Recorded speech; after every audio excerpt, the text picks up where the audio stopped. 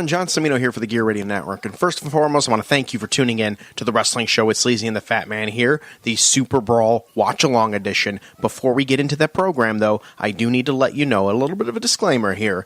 In the show, there is a mention of shopgear.com and Amazon, our old affiliate partner. This episode was recorded prior to the dissolvement of that partnership.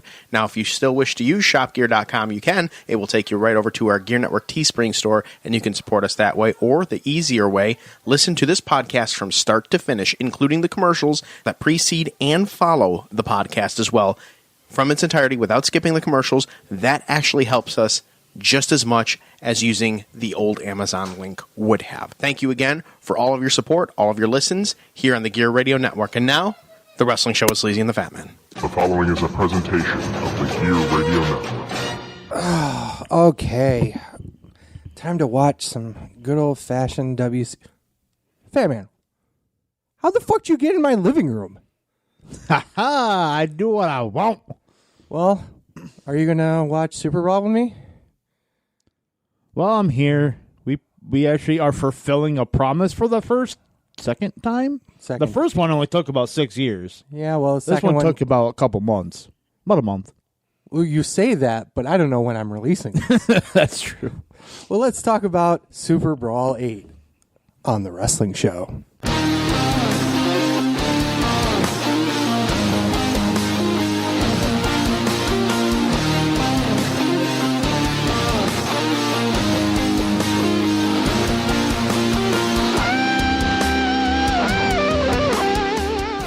Welcome, everyone. This is Sleazy. This is the Fatman. And welcome, everyone, to another wonderful episode. Blue Smock Nancy, they're awesome. They let us use that wonderful song on Suddenly Differences. You can find them on iTunes and Spotify. Fatman, I don't really want to do this. Oh, you say that, but wait till the next WCW watch along. Yeah, but that was fun. Yeah, that show was really bad. But no, this one, quote, won the poll. The poll. I think it was rigged, but whatever. So we're actually not in the studio. We're in your living room. Yeah, I figured it would be nice to actually watch the show because the last time I watched SuperBrawl VIII was probably 15 years ago, maybe a little bit less. It was still right around the time where obviously WWE Network didn't exist, but you and I were doing a lot of DVD trading and shit like that. Well, DVD trading meaning I was grabbing shit from you and you were getting crap from the internet for me, I guess. Yeah. But I mean, this is going to be an interesting show. You say this is one of the better ones of this year? Of the year 1998, I should say. We'll get into it. Well, you chose it from that, I thought, at least. Well, this was, for some reason, I've always had a fondness of this show because it was the first WCW pay-per-view I ever ordered live on pay-per-view. Oh, okay. So I've always had a fondness for this show. Actually, anything in 98. 98 is my favorite year in wrestling because you had all three big companies, WWF, WCW, and ECW. They're all flourishing at this time. Yeah, and some of the best pay-per-views of this era all happened in 1998. Heat Wave 98 from ECW. I can't even think of... SummerSlam 98. Yeah, SummerSlam 98 was really great. Wasn't... Hell in a Cell was... King of the Ring. King of the Ring this year. Mm-hmm. Was really great, too. So, I mean... there's a lot of great content this year. So we chose probably the weakest show out of... Well, it's not the weakest show of 1998. We'll talk about that one on the next one. But probably the weakest offering from the three companies in terms of the best show. So we have SuperBrawl VIII. Oh, this is not WCW's best pay-per-view in 1998. Oh, it isn't. I'm not saying it is, but I'm just saying that it's interesting that we chose this other than the obvious one where you said this was the first WCW pay-per-view you purchased. So I think, and this is kind of going along with the theme of our watch-alongs, is it's something that we've experienced, whether it was our first pay-per-view we watched, pay-per-views we've gone to, the Raws we've gone to. We still have a bunch of content in that respect, but we definitely wanted to go on this one. The only reason why I brought up Fall Brawl 98 was it is legendary in how shitty of the show it was. It probably killed the War Games concept, which we will get to. It killed a lot more than the War Games concept. Yeah. We'll get to how idiotically stupid Fall Brawl 98 is. Yeah. But let's throw that on the back burner for now. so let's talk about Super Brawl. Let's fire up the WWE Network, the new and approved WWE Network. While we're talking about that, how do you like it? Oh, I love it. You do love it? Yep. So many people are like, it's terrible, blah, blah, blah, blah, blah. I don't really, this, I watch on one hand the WWE Network outside of pay-per-views. On one hand, I'll watch the WWE Network like 5-6 times a year. I very barely watch it. I usually watch like independentwrestling.tv, or I'm watching YouTube stuff, or I'm watching indie shows. So the difference between the two doesn't really matter all that much to me personally. I don't use it enough to care about the UI. I know you use it a lot. You watch all sorts of shows on here. Oh, yeah. But, so we have Super Brawl VIII. It's on, we're using the WWE Network. Once again, you go through in-ring, WCW pay-per-views, and then they'll have like a bar with like all the years on it, go to 1998, and then just look for Super Brawl VIII. Additionally, if you care, if you go under shitty shows, it lists all the WCW shows in order. I wonder why WWE would have brought a concept of shitty shows. Huh? Never mind. It's a bad joke. Because they need to bury their competition even 20 years later. Huh? Just let it go, man. Get it going. All right, so we're going to, once I say play, we're going to hit play. So 3, 2, 1, play. Hulk Hogan. Who the hell's that? I fucked it up already. That was quick. God damn, pal. Oh, God. Okay, let's fuck this up. Okay, let's start this over again. 3, 2, 1. Titties. Okay. There it goes. Hulk Hogan. We coming for you. Sting. Who's Sting? Who are these people? With a crow or a vulture. I'm ripping off my shirt because I'm Hulk Hogan. We're gonna do this match again because we fucked up the ending of Super Brawl of Starrcade because Sting wasn't tan enough, brother. Yeah, like, and we'll get to that during this fucking garbage. Oh, Jesus Christ! What in the fuck? Was that J.J. Dillon? That was J.J. Dillon. Okay. I forgot. I completely forgot what 1998 is. In terms of WCW, I don't remember a single drop of 1998. So there's infighting within the NWO between Macho Man and Hogan, which we'll get to during the main event of this show. And it's Super Brawl VIII. Now, Super Brawl isn't their... I would consider it their SummerSlam, even though it was in February. It's like their second biggest show. I consider it their second biggest show. I think Halloween Havoc's their second biggest. Really? Yeah, I think it would go Starrcade, Halloween Havoc, then probably Super Brawl. So do you consider this the Royal Rumble of WCW, even though obviously it doesn't have a gimmick match attached to it? No, that would be Halloween Havoc. I think the Rumble's the second biggest pay-per-view of the year. Wow. Okay. Mike Tenay, Tony Schiavone, and Bobby the Brain Heenan. Wait a second. Do you think SummerSlam is the third best? Yeah. Mm-hmm. Their biggest, yeah. Okay. So Super Brawl, I consider the SummerSlam. So in a roundabout way. you agree, but agree. just in a different way. Yeah. Look at how fat Tony Schiavone is. He's trying to steal my gimmick 21 years ago. 21? Oh, my goodness. So where were you in 1998? My parents' house. Watching this show. Watching this show live. I mean, you and I were in middle school. God, we were in 6th grade, maybe 6th, 7th grade, something like that. I think we're halfway through 6th grade. This is right around the time we met. Actually, Not too far along from there. Yeah, like I think 6th grade was like when we first met because you were wearing like Undertaker shirt. I'm like, oh, I like wrestling. You're like, me too. We just become best friends. Yep. You want to do karate in the garage? Nope, because we can't kick that high. I still can't kick that high. Yeah, the highest you can freaking lift your leg up is to walk.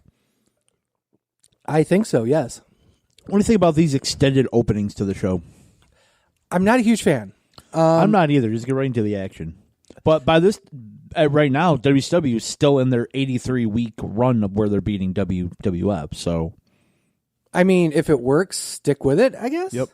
Oh, the crowd's popping. I wonder who it's going to be. They're raising the roof. What black guy's big on the roster when they raise the roof? Booker T? Dun, dun, dun, dun, dun. Dun, dun, dun, dun, dun. Oh, Stevie Ray. Dun, dun, Oh, I'm dun, sorry. So, this is early 1998, and the fans are reacting immediately to Booker T. How he was big time over. Oh, yeah, absolutely. And they're like, let's have him in a lower mid-card title feud for the TV title. I mean, to be fair, you take a look at the roster here, you can see why.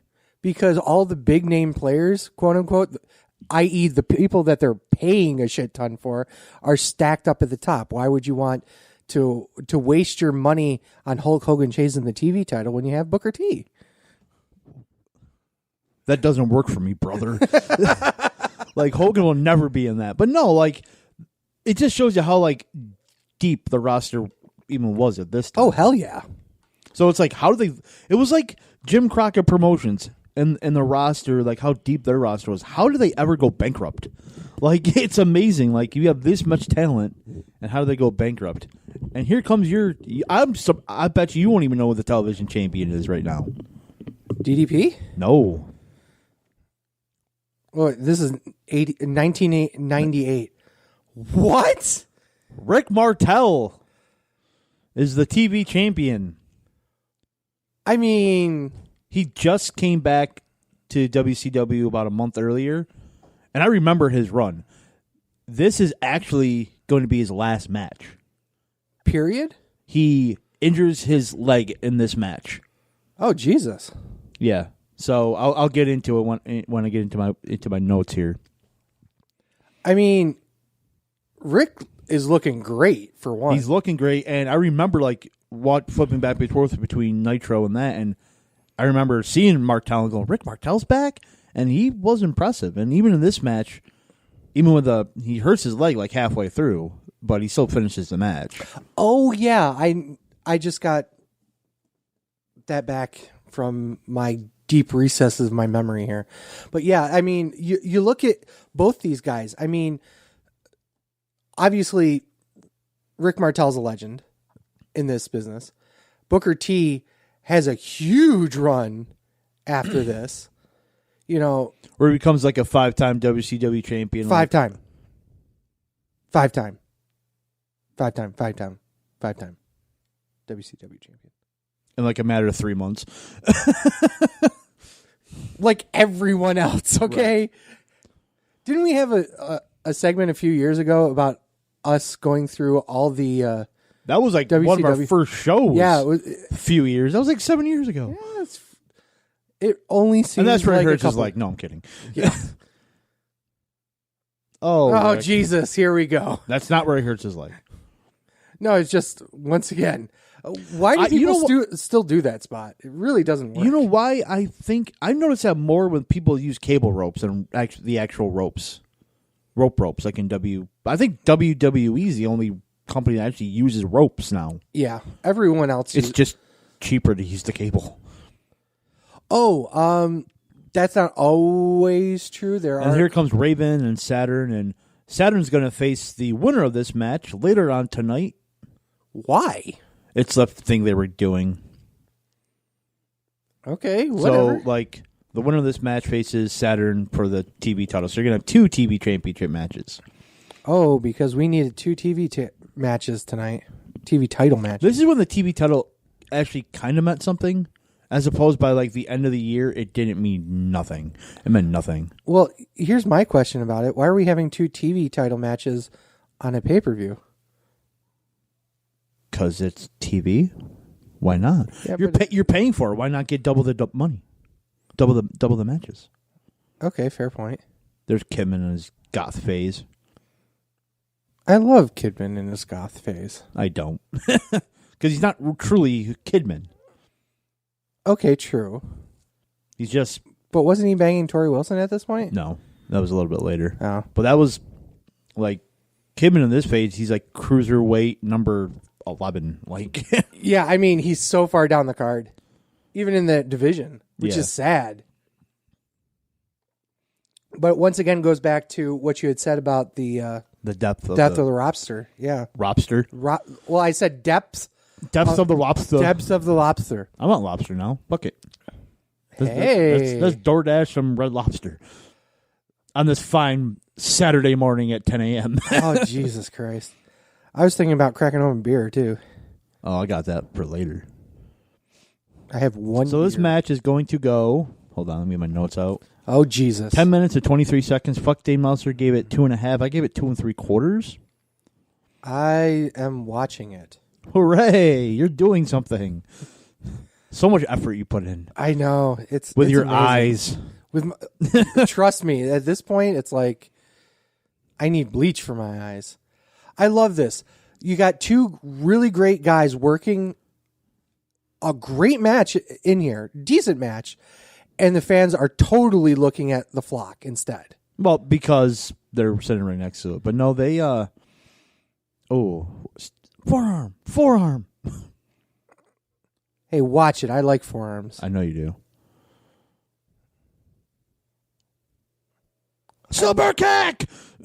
I really love that kip up, the rolling kip up like that. Mm-hmm. Rest hold. I need a rest. I know you do. You're already winded. We're doing that freaking Blue Smock Nancy opening every week. You're blown up by the time we even start the show. You're damn right. So, do you think Martel's a... I know you didn't really watch his AWA stuff, but do you think Martel's a Hall of Famer? I believe he is. I think he is. I think just on his WWF run on its own. Model. Yeah, I really enjoyed that. Obviously, I don't remember his WCW run at all. Not that it was because all that it was long. Literally like I think like a month and a half, 2 months. Yeah. But I really enjoyed his work. I really enjoyed his promo work more than anything else. And you know me, I'm always into that. I'm like, he wasn't the best talker, but he could do it. Considering that he's one of those guys that was built to be a wrestler. You know, you take a look at his physique, and goddamn, pal, you know. Oh, Booker T was waiting for the spot. And Martel's like, nope. Right here. This is where Martel's going to hurt his knee. Right there. Oh, yeah, that's right. See, like he hit the middle rope. Yep. Was right. That's where he hurts his knee. I think he tore his MCL. Jesus, and that's game over for most guys, especially at his age. Yeah. God, I should have looked up how old he was, but I'm not going to at this point. But yeah, he's completely fucked. Yeah, you can tell. So, in my notes, I put Booker T was over as fucking 1998. Martel injures his knee in the match. And then I'll get to the other notes when the finish comes, actually, because it actually has something to do with the finish. Well, you can see right here that he's doing the best he can, limping, yeah. But he's visibly injured. Yep. You know, and props to him for trying to complete this, but it always goes back, at least to me, is that if you get injured significantly enough in the ring, you should be stopping. You know, pushing through injuries like that, I know is a kind of a common thing with professional wrestling, but you know, that's where you preserve your career over preserving the match. You know, that's always going to be my thing. It's when other wrestlers go, well, he didn't know at the time. He goes, well, I can't tear it anymore, so like, why not just try to tough through it? But because you can cause injuries to other related things. You can it's not just MCL surgery. Yeah, but you can also injure your opponent too if you're not. That's a big one. there gets to be a point where you just have to let it go. I know a lot of guys will just like, oh yeah, well, I'm going to finish the match no matter what. I don't care. Way to sell that. Misses the elbow, does the spin-a-rooney. Yeah. Whatever. At this point, whatevs. I have no idea where I was going with that whole injury thing, but yeah, I don't know what you're doing either. Yeah, what else is new? Jesus. You see his knee was buckling the whole time, but he got him up. Well, he got him up, but barely. See, and that goes back to what I said before, This is where you got to sit there and say, okay, let the match go. Call it, finish it quick. If you can finish the match like quick, then do it. But don't have 5 more minutes of there. Okay, so I'll tell you why they did it during right as this match is going to end. Okay. It's probably got something to do with the finish with the flock, but whatever. I guess I don't know. No, I'll tell you. I'll tell you why. This is like one big ass cock tease. Jesus. Yeah, you can tell he's just completely fucked. He's going for the Quebec Quab. Quebec Quab? The Mr. Krabs. Wait. Yeah, I did that right. SpongeBob. The Quebec Quab. You're always too close to the ropes. That is great. Booker's got to like... slowly. Oh, I got it. Not, I'm going to... So dramatically. Yeah. Because he's way too close. He's like way too close. You want other WCW pay-per-view we 100% have to watch along? What's that? New Blood Rising 2000 for one reason. What's that? Judy Bagwell in a forklift match. Oh, of course. Yeah, it's our gimmick. Come on. Roll through. That's it. It's going on. I can't. Wow. Oh, yeah. See, even Martel's leg right there, you can tell he couldn't even get him. Yeah. I don't know how he's fucking standing. I really don't know. Oh, that was a close 2 on a clothesline. On a clothesline? What do you think this is? New Japan? Rainmaker! Where half the never open weight titles end in lariats? The flying jalapeno jalapeno that he stole from Martel's former partner, Tito Santana. Wow. Did Bobby Heenan call it that in this match? No. Why not? There's the axe kick. Or the scissors kick, or whatever the fuck it's called. What did he call it? I think it was the axe. I don't fucking remember. For a while, that was his finish. So yeah. I'm surprised that it wasn't at this point. No, he's not over. No, not at all. See the crowd back there. What the hell is he doing? What in the fuck was that? The jumping nothing. You love jumping nothings. Yeah, but into stuff. That's my problem. he jumping nothing into jumping nothing.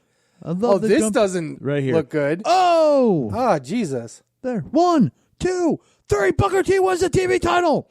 So the reason they went on was because Rick Martel was supposed to win this match. Oh, really? So they had to sit there and keep going until they figured out a finish. And credit to Saturn, who just goes into the ring and still does his job. Because that was the whole point, I think, was to give sympathy to Rick. Right. To turn him face. But since he hurt his knee, they changed the finish. So this match is 100% improvised. Oh, really? Yeah, they started the other TV title match. This is 100% improvised. What in the fuck was that? I love that. So, my notes on the first one. Martel was supposed to win the match. And the next match. He was supposed to win this match, too. Oh, really? Yep. But due to injury, he couldn't give Martel credit for finishing the match and having the balls to change the finish on the fly. As far as the match goes, it was technically sound, but was marred by Martel's injury. Well, I love the fact that these two guys are such professionals that they're calling this match on the fly. Okay, But- indie workers who spend the entire day putting the match together on backstage, spoiler, you got to be able to call a match on the fly, or at least call a bunch of spots on the fly, because shit happens, and shit happens commonly. Right. So,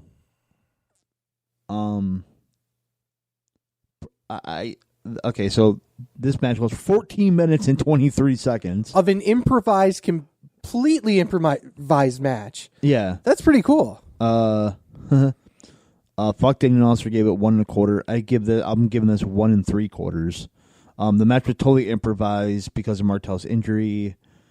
Like I said earlier, give Saturn credit for just continuing going on what he was supposed to do and not panicking, not knowing what was going on.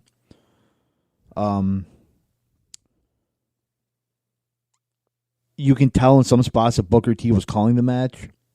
I think that was the right call, seeing as how that Saturn and Martel probably had a different match planned. Oh yeah, I'm sure. So, I think the match went too long for an improvised match. I know that's probably what Martel and Saturn were going to get, about 15 minutes, but like you said, shit happens. Cut it down to like 7 minutes so they're not out there trying to put on, and you know what I mean? I want to disagree with that, because I'm sure that the Martel Booker T match should have gone longer. And this should have been a shorter match. Or so what you're saying is that match got cut short and then this match went longer? Right, because as soon as they figured out how to get Martel out, okay, they cut it, but they still had a half hour to fill for the two matches. Okay, so 15 and 15. Okay, so I get it, but I still think if it's a totally improvised match, you should just cut it short. Especially if you're realizing that the crowd's really not reacting to anything. Just go home and be like, okay, this was improvised. They're like, okay, we did our best. Like, I know it's pay-per-view and everything, but feel the crowd, too. Well, Bischoff's backstage feeling hot lesbian action instead. Yeah, I said should have cut the match literally in half, but they did what they could. I mean, I enjoy it so far. I mean, maybe we got another 12 minutes of this shit, but whatever. Yeah. The jumping calf strikes? Question mark? You know, you're so fat. You know the calves are on the back of your leg? Yeah, well. Not the front. Okay, shin strikes. Whatever. So, you can tell it's like they didn't realize what they were going to do there. Like, right. Well, I mean, and that's fine and everything, but like I said, you got to be able to put a match together on the fly. And I mean, yeah, but see, Booker D's talking right there. Okay, let's do this. Wow, that was hooray. I'm going to probably expose the business a lot here. But oh, no, kayfabe broken on this show? No. But as a general rule, if somebody's whipping you in the ropes or whipping you in the corner, if you don't know what you're doing, don't do it. You legitimately, you stop that whip. You don't do the whip. Because that's one of the easiest ways to get hurt is to take a rebound move that you don't know what's coming. What the fuck was that? What in the fuck? I didn't see that when I was doing the notes. That's fucking awesome. Wow.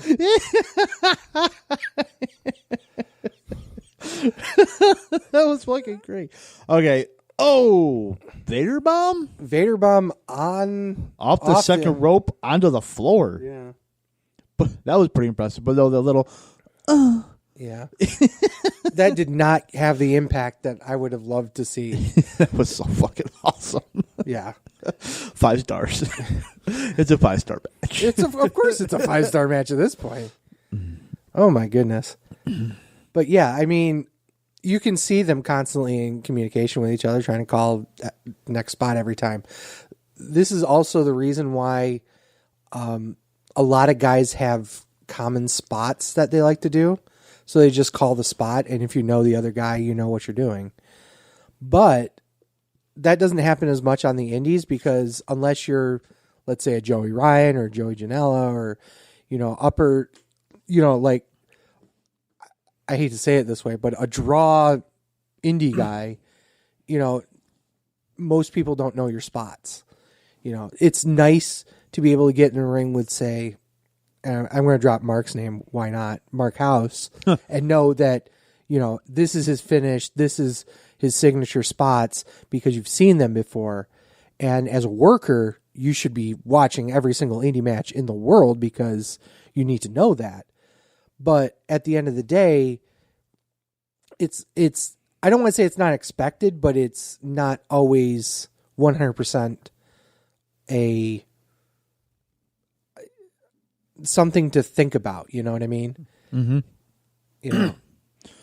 You should be knowing your opponent's finish every time. You should be knowing at least one of their main spots if you're going to be working with them. And if you're planning on a feud with them, you shouldn't be knowing all of their spots.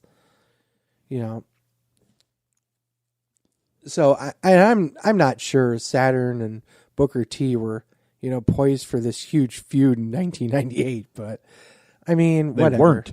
Exactly. But I mean, I don't think they would ever work together. Really.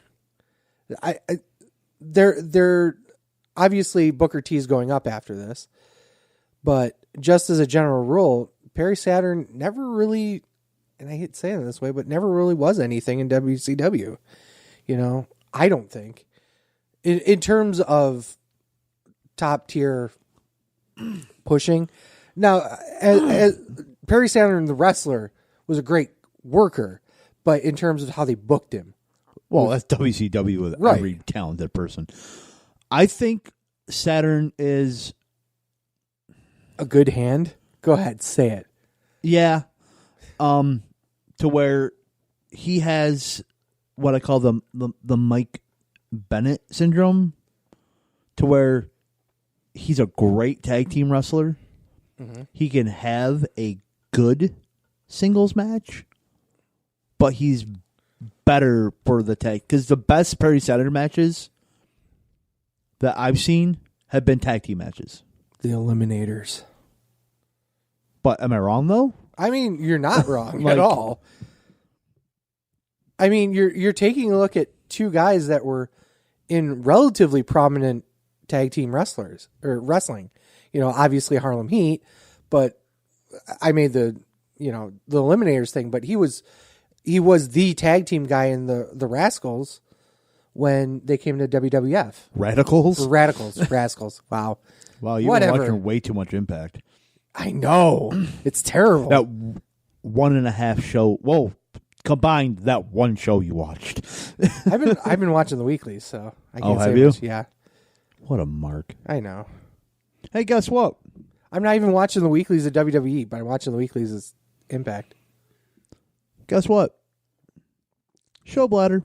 Really? You motherfucker. You didn't even get through 2 matches, you little shit. Nope. Well, while he's going off and jerking off in the bathroom, that was actually a great overhead belly to belly. But yeah, while we're here, now's a good time to plug shopgear.com. Shopgear.com is our affiliate link for Amazon through the Gear Wrestling Network. All you have to do is go to Gear Network or Gear. Wow, holy shit. I'm trying to watch the show while doing the plugin and it's not working. Go to shopgear.com. It goes to Amazon. You buy your normal Amazon goodies. Same price as it is if you went to normal Amazon, but Amazon gives us a quick kickback and it's helped support the podcast. Go to shopgear.com, get your Amazon goodies, and go from there. Also, I just wanted to shout out, now granted we're taping this a week later, but I do want to give a huge shout out to the WNY PodCon that we were at. Just a couple of quick notes about it. First of all, we have a live show. You've probably heard it by now, but if you haven't, go check that out. It was a live half hour that we did. And also, I did trivia there, and we gave away tickets, and we gave away a T-shirt, and it was just a great time. We're going to be hopefully going back next year when they do announce it. Who knows when? Who knows where? But hopefully we'll be back. But huge thanks to the BICBP Network for hosting it and hosting us. We come back right to a botch. Fatman's back because he's done pissing in a bottle. I legit went to the studio and was like, wait, this is the bathroom? Nothing says happiness like a rest hold. Poor rest hold. That is the weakest headlock I've ever seen in my life. I mean, so now I've been cuddled harder. So now you see why I should say they should cut the match short. I'm starting to get that feeling, but I mean, once again, I gotta give him props for putting a match together. And by the way, this show, if you guys didn't notice when you turned it on, it only goes like 2 hours and 39 minutes or 38 minutes. Or something really? Like that. So the match is legit 20 minutes short to begin with. There's an injury. By the way, not the only injury on the show. That seems to be a common theme with WCW pay-per-views. The other injury is self-induced. Was it Psycho Sid? Psycho Sid on a roster in 1998? Are you fucking stupid? No. Yeah, you're pretty stupid. He still does... Well, he doesn't do indie shows. He doesn't even do WWE shows. What are you talking about? That was fucking bullshit. He claims that they knew days before. That was pretty low. Martella had a better power slam than you did. With a bad knee. With a bad knee, yes. Sid claims that he was never coming to the show. Oh, yeah. He was never booked on the show. Oh, yeah, I did talk about that, didn't I? Did you? I think so, yeah. He was claimed he was never on the show, and then WWE just kept advertising him. Anyway, just to make Sid look bad, which it doesn't take much. I mean, he deserves to look bad, so... Not that I harbor any ill feelings for him or anything. Boom. You fucking asshole. Boom. Once again, an axe kick, which I think should be his finisher. Even back then, it should have been. I think his finisher is more like... the Houston Hangover, wasn't it? Harlem Hangover. Or the Harlem Sidekick or whatever the fuck it was. I thought he called it the Houston Hangover. Harlem, because he's part of Harlem Heat. Oh! He missed the flipping butt flop. You know what it is? It's the Houston Hangover in WWE games. Oh, that's a nice suplex with a bridge, even though Booker T's shoulders are clearly up. Oh, fuck it. You know, it's like this wrestling's fake, okay? It is? Shit. How dare you break whatever. I'm going to call Ms. Kayfabe on you. Ms. Kayfabe? I don't hear no Mrs. Kayfabe. Mr., Mrs., whatever. And that was the finish. The Harlem Sidekick. Harlem Sidekick. So Booker T, who was expected to lose the first match, wins both matches and the TV title. I mean, that's how you get a push. Yep. And the only part of the match where the crowd popped was the finish. As in, oh my God, it's finally over. Booker T's like, can you dig it? So good.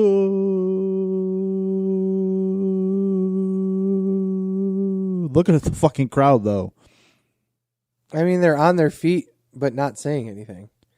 Because it sounds muted and they're listening to us. Oh, well, in that case, look at that. What action. This is an action-packed match. Action-packed match. An action-packed. You know how to enunciate today. What the fuck's going on? It's fucking in the morning still. God It's damn. 11 in the morning. I've not had any Kickstart. By the way, not a sponsor of the show. Oh, my balls are sticking to my leg. That is a sponsor of the show, by the way. Your balls or your leg? Balls, dude. Come on. Balls Corona juice. That was actually pretty funny. So you have Booker T walking down the aisle, and literally 10 feet behind him is Perry Saturn. Like, hey, look, it's Chris Jericho. Who the fuck is that? I don't know, some fucking indie wrestler no one's ever heard of. Then you have Mark Madden, and they're great. Who the fuck's that? Lee Marshall. He does the voice of Tony the Tiger. I did not know that. Really?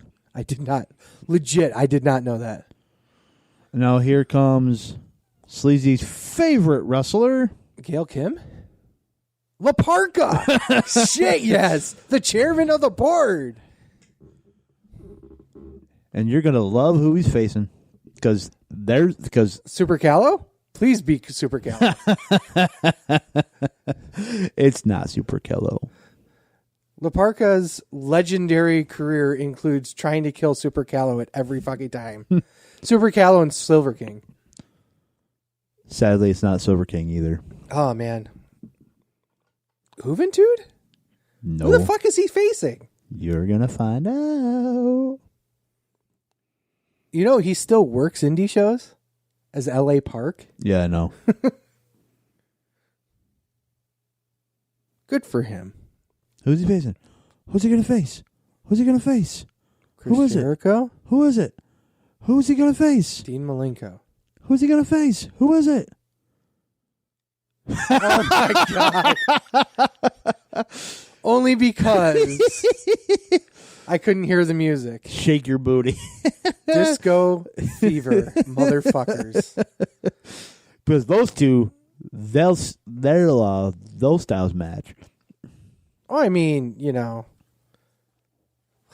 Wow. Okay, so this match is going to go 11 minutes and 41 seconds. Will it involve a lot of killing of Disco Inferno? Buck Day Monster gave it 2.25. I was not so kind. I gave it 1.5. This match is another match that should have 5 minutes cut from it. Yeah, but the pay-per-view would be 2 hours long then. I know. I think they gave some matches time, but then again, there is another injury on the show, so that didn't help either. It's okay to give matches time. I mean, this isn't WWE Circuit 2019, where every match has to be 4 minutes long. He just threw the fucking chair at him.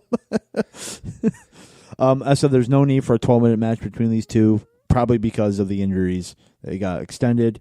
This match felt like it went on forever. There's a chair spot of this at the end that was pretty bad. Sweet. And I'm actually going to do my stats here. Okay. At probably the best match of the night, you fucker. Fuck you. So this went down February 22nd, 1998 from the Cow Palace in San Francisco. Cow Palace. That's a pretty common one, isn't it? Yeah, they went there for Super Brawl the year before, and I'll get into it. The attendance was 11,954, legit sellout. Oh, before you continue, where did you get these stats from? OWS Review. OSW Review, OSW fucker. Review. The Old School Wrestling Podcast. Check them out if you haven't. Seriously, legit. They're funny as hell, and they're very good with their research. The gate was $310,974, which makes the average ticket price $26 and a penny. And a penny. Because you got to get that extra rounding penny, bro. error. The buy rate did 325,000 buys. That's not bad for this era. No. These are year-by-year comparison, but these are only year-by-year for Super Brawls, not like, remember how they did that the monthly stuff? I'm only going Super Brawls, just Super Brawls. Okay.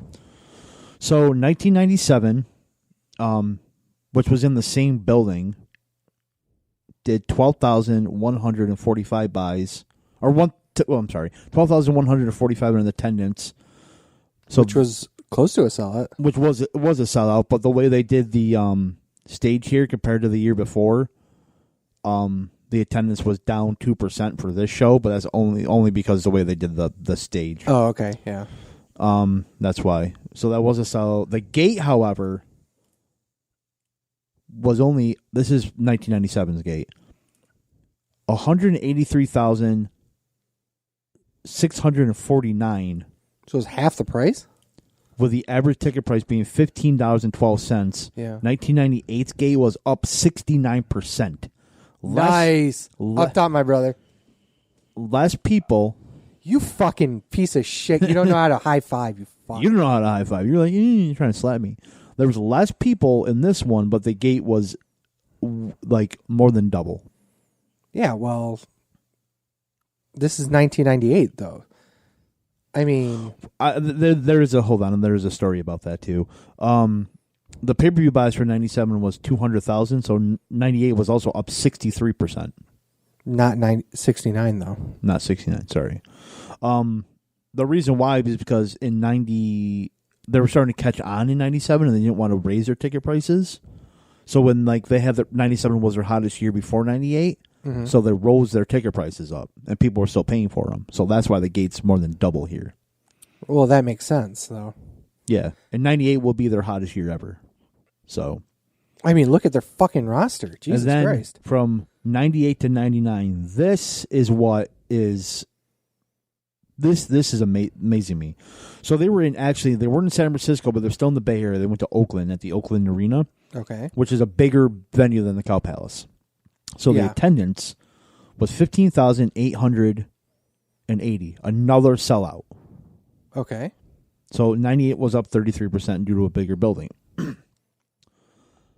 The gate was $550,651. Shit. 1999 was up 77% compared to 98. Right. The average ticket price was $34.68. That's nice. The buy rate. So 97, the main event was Hogan versus Piper. This one was Hogan versus Sting. 99's main event, Hogan versus Ric Flair. I mean, look at who the draw is of all of them. 450,000 pay-per-view buys for a 1999 WCW pay-per-view. That was up 39% from the one we're watching 98. It is the third highest in WCW history. Fall Brawl or SuperBrawl 9? SuperBrawl 9. Wow. You would think 99 WCW, but in like the first 4 months, WCW was still killing it. Still killing it with the attendance, and then it slowly went down really bad. We'll talk about that in the Fall Brawl 98 because I did comparisons for that too. Cool.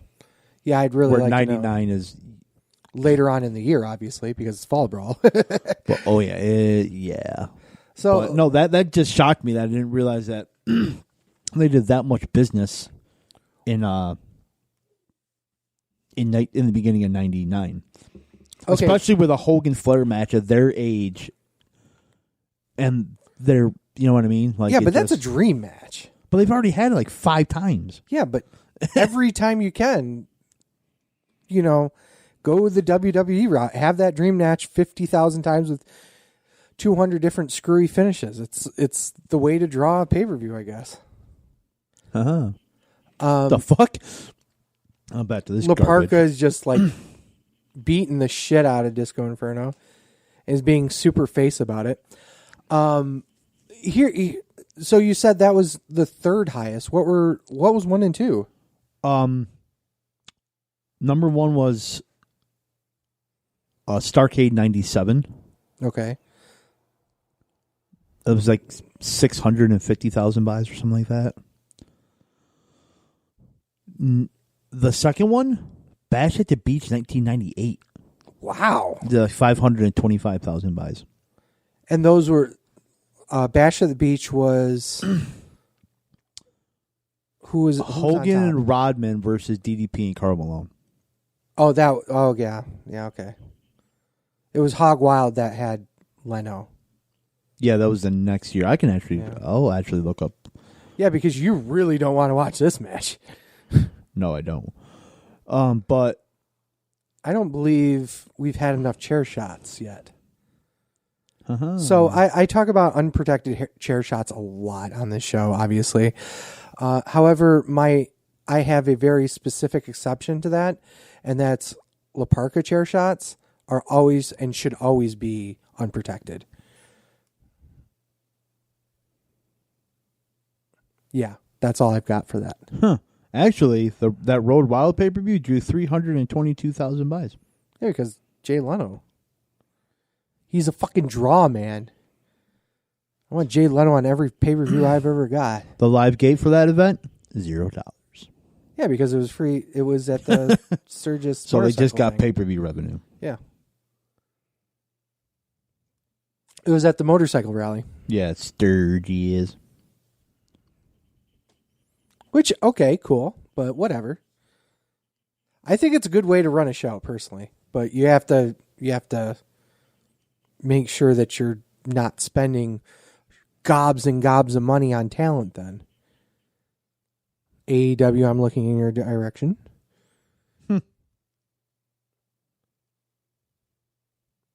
Wow, this is... Yeah, I'm literally on my Facebook page right now just looking. This is garbage. I feel for you. The good news is Disco Inferno is still getting the shit kicked out of him, which I'm okay with.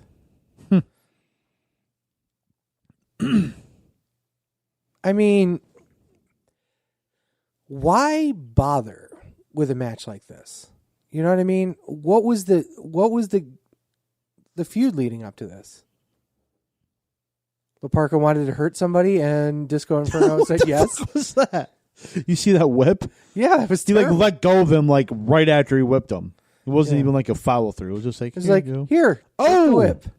I like that spot. I usually like that spot, but it is La Parka. Yeah, you can tell on his mask there that he's in pain. Yeah, I mean, he's very expressive. The Eric Bischoff thinking you can't have facial expressions if when you have a mask on.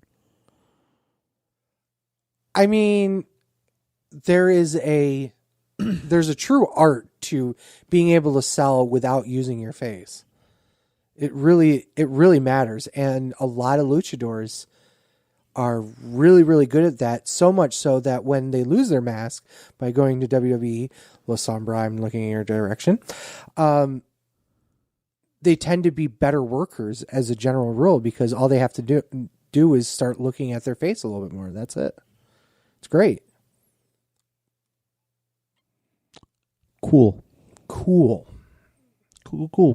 I don't have that much content, you little fuck. Cool. Hey, he just hit the referee. That should be a DQ. That's a DQ. The spot is to slap him. Oh, there it is. Oh, here we go. There you go, Sleazy. There's the chair. I can't wait. I love how he uses a plastic chair, too. It's not even a metal chair. Plastic chairs are, safer, bro. Because they're made out of plastic. Not really. Wow, that referee is selling the shit out of that slap. He turns around. He's like, why does this go for a chair that looks like it's about ready to fucking break? I think this is the end. Yeah, this has got to be the finish. I think this is the finish. Inadvertent nut shot. He's followed by the, what did he call it? The chart topper, the chart buster. Chart buster. I can't even remember what. So you mean the Stone Cold Stunner? Yes. But he started using when Stone Cold got it over. Yeah, really. See, okay, he's like, wow. See how shitty this is? I love it. How is this a 2 1/4 match? Fuck Dave Meltzer. I mean, how many times? All that set up for that spot. That was not enough. All that set up really for wasn't that enough. spot. And then Stone Cold Stunner. It's the Cold Stone Gutter. And Disco Inferno wins a fucking terrible. I think I overrated a 1 1/4. Yeah, 1 1/4. 1.5. I overrated that. I'm an overrating piece of shit. It needed more chair shots. It needed more Super Callow dying. I'm sorry. It was not the match I was looking for. But whatever. It's a fucking throwaway match. It's in the dead spot. Well, technically it's not in the dead spot. Although I kind of technically you're combining the two matches because it started right afterwards. Yeah. So technically this is the second match on the card, even though it isn't. So yeah, it's a dead match in a dead spot. So what? Whatever. It's how to book a match. Oh, there or comes how to book a card. The flying chupacabra. Chupacabra? I don't fucking know.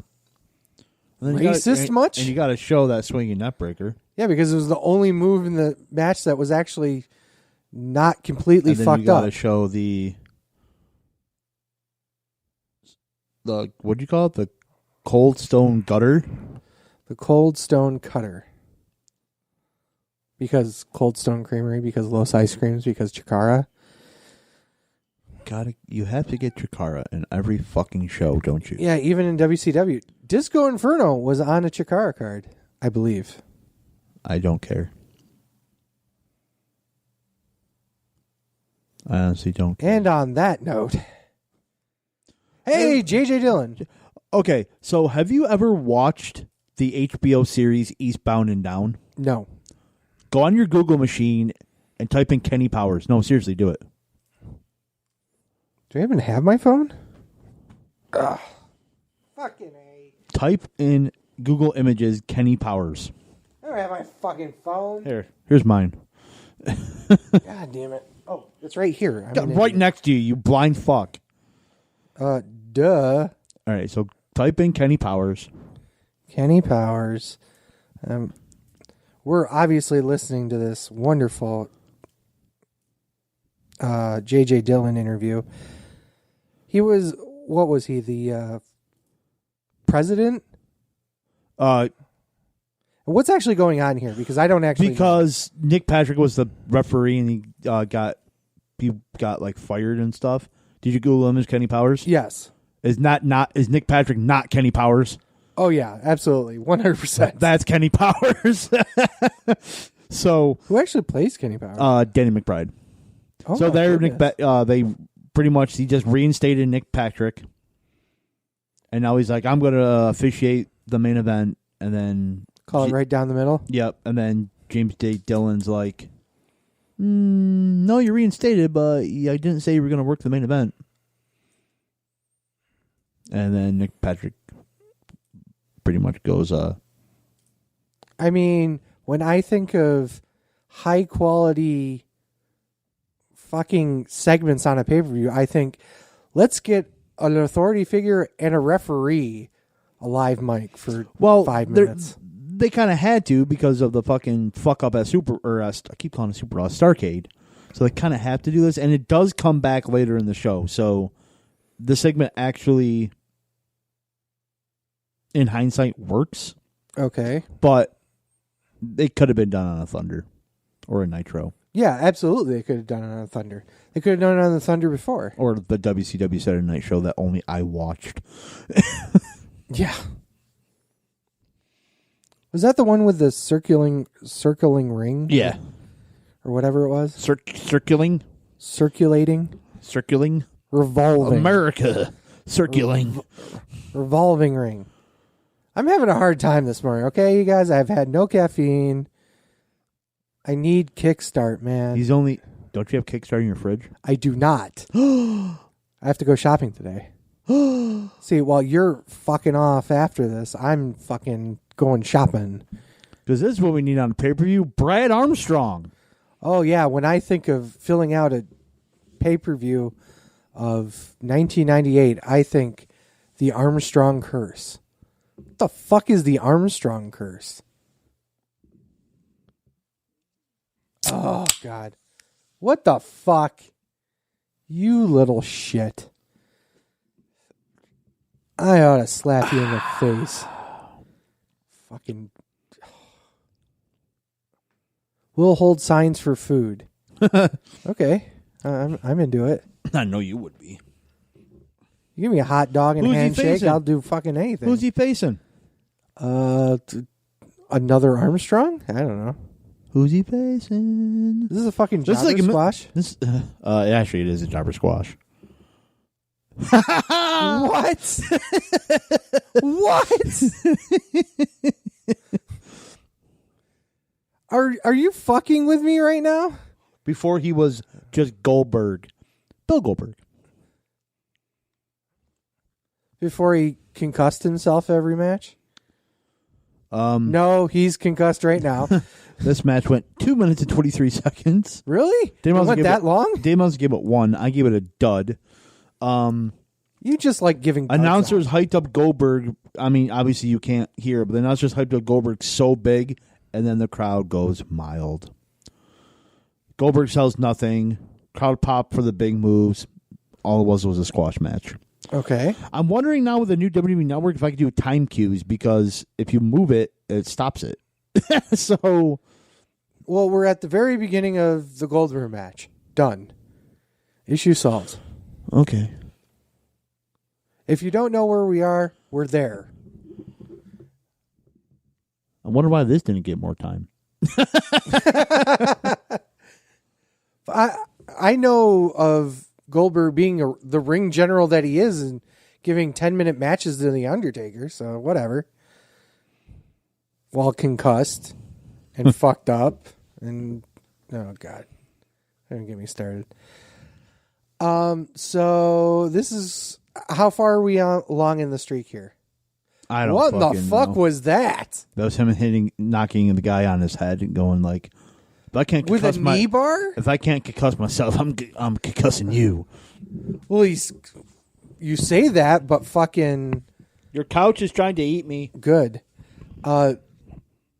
He ended Bret Hart's career with a concussion, so I mean, he's king of the concussion. He's a former football guy. Of course he's king of the concussion. Ugh. Are you over there jacking off to a Bill Goldberg match? No, my fucking underwear's bunching up on me. Your couch is trying to Jesus fucking attack Christ. me over here. Holy shit. So back to my original question. How far along was he in the streak right now? I have no clue. Let's just say 70 and 0? I don't fucking know. Nah, I'm going to have to look it up because let's see if I can look it up before the match is over. Well, it only goes about 2 minutes, so... I better hurry the fuck up then. Pokes him in the eye. Hits a Russian leg sweep, which was actually his finisher. Yes, Brian Armstrong's finisher was a Russian leg sweep. What the fuck was a... What? The fuck's going the pump handle? Oh, shit. That was I'm going to throw you the fuck away. And here comes Spear. This was victory number Hurry up. 34. Oh, really? This is 34-0. Now, how do you get it like, what? According to the actual streak numbers. Oh, actual streak numbers. These Okay. are actual... So the actual streak. The unofficial count is 162 victories. And the matches that are actually... He actually wrestled. Yeah. So they added 11 matches. Actually, considering that was only 11 matches, that's... Not bad, actually. There were 109 televised matches. So, I mean, still, if you look at it from that perspective, 109 victories before Kevin Nash fucks him? Okay. Whatever. 109 match for Kevin Nash fucks him. That's not even half a year. Yeah, on a WWE schedule. So, what did you give this match, dud? Yeah. I assume you dudded it. Who, me? Oh, look. Goldberg didn't concuss himself on the spear. Nope. And Jackhammer was the one I'm going to do your mom later. Bam. Wow. Oh, Moose's call of it. No jackhammer needed spear. We have the match of the night next. Oh, I thought this was the match of the night. You are very wrong. Really? I saw at least 3 matches, and that was significantly the best. I saw one at so least far. 3 matches, even though there's been 4. I saw at least 3 of them. I was not wrong. Was I wrong there? I saw at least 3 matches. Juventude. Juvie. This is going to be a mask versus title match for the WCW Cruiserweight Championship. Okay, who is the Cruiserweight champion? Chris Jericho. It is Chris Jericho. This match goes 13 minutes and 29 seconds. Fuck Dame also gave it 3 3/4. I gave it 3.5. Okay, so we actually have some good wrestling coming up? Yes. My notes are this version, this is the beginning of the best version of Chris Jericho. Really? Yeah. Okay. I can't wait. Arm drag. Arm bar. Moss cover 300 credenza. Yes. Arm bar. That's a couple months later, but yeah. I'm a Jericho-holic, and he rips it up. He's like, I don't give a shit, fuck you. What a heel. Yeah, the best version of Jericho. Where's like this fucking heel. Yeah. Oh, there's like the spot in the beginning of this match. This is I fucking love. It's stupid, but it's funny. So you mean you were entertained by it? Mm-hmm. Fucking dickhead. You know, it's wrestling. You're supposed to be entertained by this shit. You are cranky. Let me just take a sip of this energy drink I got. Fuck you. Ah! Sucking on the mic, not going to give you energy. It might. Might actually give me energy. How can Hoovy see? That sign said WCW for life. You are solely wrong. Yeah, well. So Jericho's going to keep the title on. And Mickey J's like, give me the title. Give me the title. Oh, he's like, no, fuck it. You know what? Ring the bell. You're not going to give me the title. You're going to wrestle in it. So he's going to wrestle with the Cruiserweight title on. I mean, yeah. Cool. I mean, it's anti-spear protection. It would have been perfect if he was facing Goldberg right now. Not that Goldberg wouldn't concuss himself anyway, but that's extra concussion material. Mm-hmm. So he's going to wrestle with it. All right. Here we go. Hoovy forever. He's a goddamn heel. Who, Jericho? Yes. Oh, yeah. Then they lock up. He's just wrestling with the title on. I mean, it works. Why not?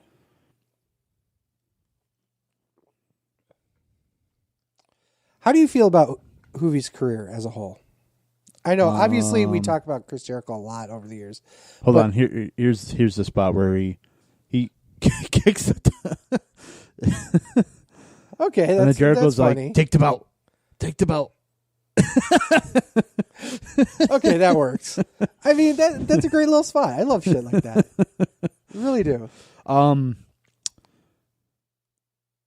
like him better in WCW. Like he was in ECW for a cup of coffee. I think we went through that. Yeah. Or no, he wasn't. No, he wasn't. Psychosis was racist much, but no, I liked him in WCW around this time in like 98, early 99. But then I wasn't a fan. Like pretty much this is I think his best year. Really? Yeah, I didn't like him when he was with the Filthy Animals or anything like that. So I really love him in 2005. as the Mexicools? Yes. It's my favorite fucking trio of all time.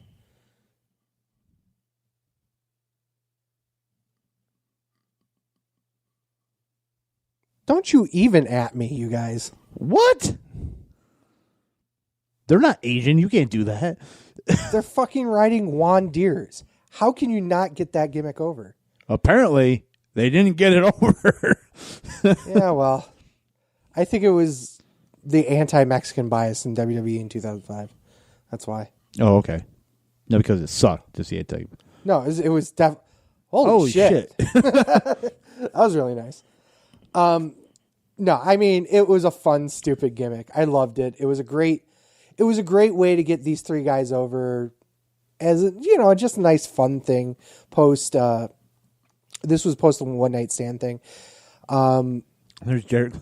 This is also Jericho's like, yeah, it's like, count me out, because technically Hoovy has to win the title yeah, in order not to be demasked. So if he gets counted out, Hoovy doesn't win the title, Hoovy still has to take the mask off. right. So That's he's just laying great. there. That's phenomenal. That was kind of anticlimactic, but I mean, yeah, but it was a great spot nonetheless. the best match Hoovy has is actually later in this year, in '98, Against Kidman. Oh, okay, yeah. Well, that kind of makes At sense. World War III, which I do plan on wanting to do a watch along on, because that is my favorite WCW pay per view. Okay. My favorite WCW pay-per-view we're already reviewing next time. Oh, the epically bad Fall Brawl. Yes.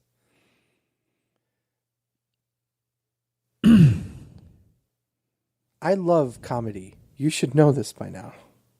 And Fall Brawl is nothing if not comedy. Oh, it's nothing. There are a lot of things in life that are comedy. Fall Brawl 98 is one of the top. The funny thing is, I was reading, we haven't plugged Brandon Stroud in a while. I was reading his best or worst of, he did a best worst of, ironically enough, Fall Brawl. And Road Wild, and he just got done with the Nitro after Fall Brawl 98. Yeah. I went back to read Road Wild, and he goes, "This is the worst WCW pay per view." And then he did it like until the next one as a joke, and then the beginning of the Fall Brawl one, he goes, "I made a joke saying that this was the worst WCW. That Road Wild was the worst WCW pay per view until the next one." Well, it wasn't a joke. It's not a joke. It really. Yeah, this is the worst. legitimately- This is the worst WCW pay per view. Not even close, too. I mean, have you seen Great American Bash 1991? okay, fair point. Yeah. I called that the worst pay per view I've ever seen, because everyone's like, "Oh, Elimination," or Dismember 96 or 2006. I was like, "Oh shit!" Drop right in his head. I was like, "You have not seen Great American Bash 91 yet." yeah. I mean, There is one 3-star match at Fall Brawl 98. That's the highest rating yeah. I gave a match. Well, this has only got a 3.5-star match on it, Right. to be fair. But there's a couple. There's, I think, one more match that's like around the 3-star level. But Great American Bash 91, I think the best match was like 2 stars. Yeah. Okay. So I mean, at least Fall Brawl 98 had a good match. So, wow. but the rest around what- it is fucking garbage. What large praise you've given this.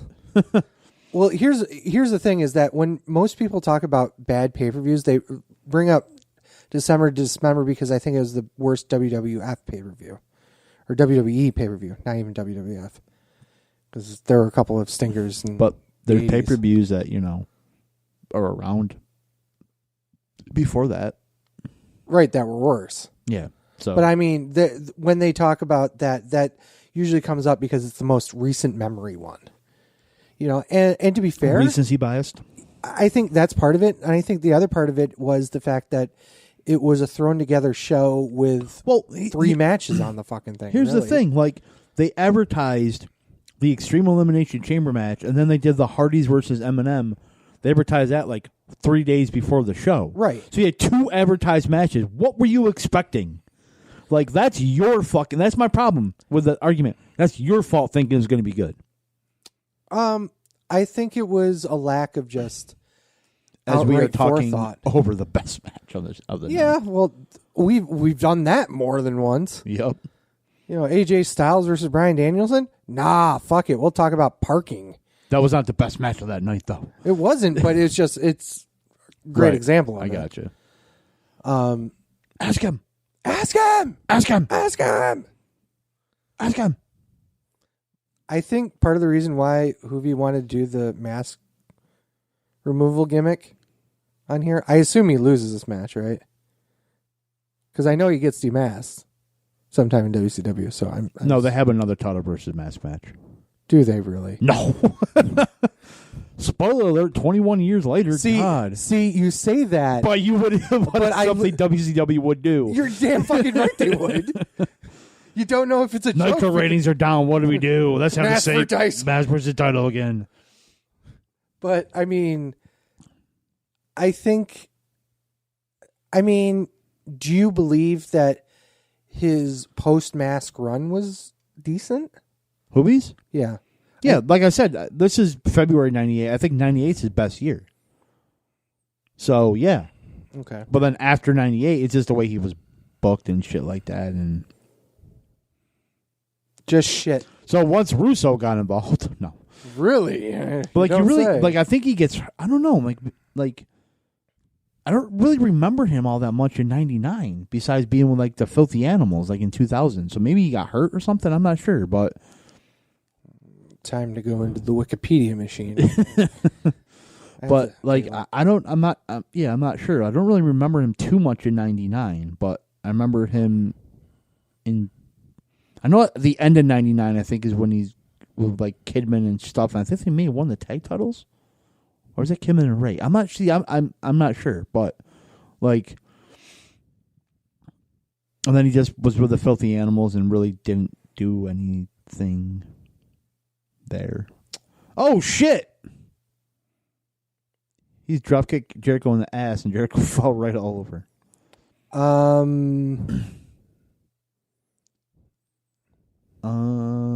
He became an announcer on Thunder to remain on screen while rehabbing an injury. Okay, so he did get injured. November 29th, 1999, he defeated Jushin Thunder Liger for the IWGP Junior Heavyweight Championship on Nitro. Really? Yes, so he is a former IWGP Junior Heavyweight champion. He would, in the most WCW moment ever, the next week he'd lose it right back to Liger.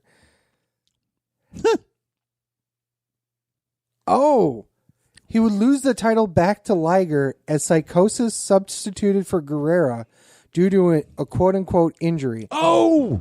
Jesus Christ. Hoopy Driver is going for the 450. Now this match is starting to pick up. Yeah, okay. This is where the match picks up, so shut up. 450! That's it. That's One, it. It's two, over. 3. He won the title. Wait, what? Did he win the title? He grabbed the rope, you asshole. No, Jericho's like, no, he grabbed the Jericho grabbed the rope. Who won the title? Oh, I didn't see my notes about this match.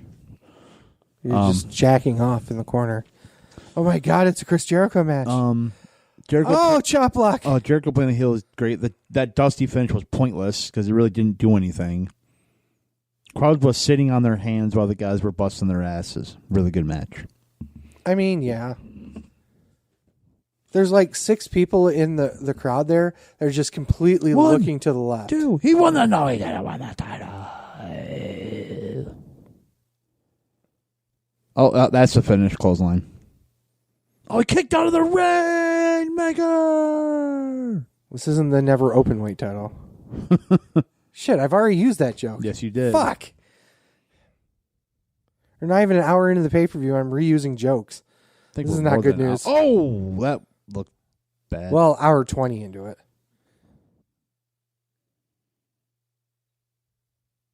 Oh, he should have got him there. Jericho kicked out. Out of nowhere. So, anywho, Psychosis substituted for Guerrero due to injury. In reality, Guerrero and Jerry Flynn were arrested for DUI and then no-showed the event. After his injury healed. Oh, that was pretty sweet. They formed the Filthy Animals, and then Guerrero and Mysterio become tag team champions. Yeah. Here we go. What? Springboard Hurricane Floppa?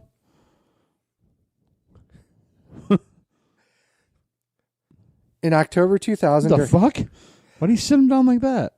Oh, just set up this. Yeah, the whole... Dude.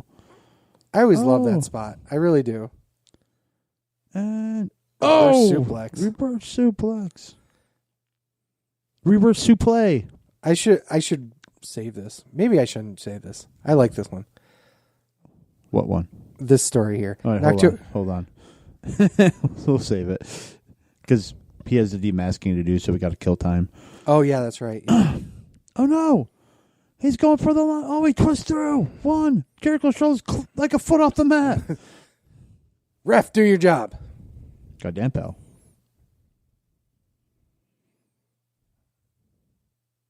As we're silent. Oh, what a finish. That's a great. It's the Lion Tamer. Not Lion Tamer. That's the Lion Tamer. He doesn't have his knee on him. It's the Lion Tamer. The Lion Tamer requires the knee on there. Fuck you. That's the Lion Tamer. It's no. Jericho's doing the move. It's the fucking Lion Tamer. Fuck you. No, it's the Walls of Jericho. And Jericho retains the Cruiserweight title, which their Hoobie Jews has to remask. Okay. Remask. Remask. Unmask. So in October 2000, during a WCW tour of Australia, Guerrero was arrested at a hotel in which the wrestlers were staying at after an incident where he was discovered naked and screaming in a hallway and then attacking police officers who had arrived to detain him. According to the 2004 book, The Death of WCW, Guerrero was reportedly under the influence of PCP at the time. He was expelled from the remainder of the tour and later released by WCW and was ordered to pay $1,800 in fines. No, is that Don't do drugs, kids. Is that $18 Australian, $18 in US. pesos, or $18 American? It was 1,800 pesos. No. What's that, like $5 American? Not even. Okay, so Jericho's on the mic. It's just, I'm like I'm the Cruiserweight champ, bitch. I mean, I like the fact that it was a clean finish, despite the dusty. I don't know. I really enjoyed the match. I really enjoyed the match. That's it. That's all I can say. Is I really enjoyed that's WCW night. Yeah, I really enjoyed the match. I really enjoyed the match. The booking was kind of weird, but whatever. That's it. Okay. He's like, Papa, I love you. I love how like everyone was like, who would to Guerrero? Yeah, I know. Who would to Guerrero? Oh, there's an A at the end, not an O. Yeah, they're not even close to being related. Just because they're Mexican, racist much. Here we go. Uh-oh. He doesn't want to do it. Jericho rips the mask off because he's got a heel. He's a heel. And there's Tony Schiavone fucking creaming himself. Oh, that's a good looking man. Yeah, why the fuck was he masked? Why was he masked? He's a good looking man. He's a pretty human being. Now he's shamed because he lost his mask. Well, the good news is he had a great run after this, I guess. For the next 10 months. And then and then he gets caught on PCP. In Australia, no less. Where'd he get it from? Kangaroos? Like, what the fuck? Kangaroos have a lot of PCP in their pouches. Okay, man. That's why the kids want to go back in the little kangaroo. What the fuck are they called? Joeys. Yeah, because they're fucking hooked on the PCP. Why do you think how do you think they're bouncing around the whole time? It's not because it's what they do. They're just fucking high on PCP.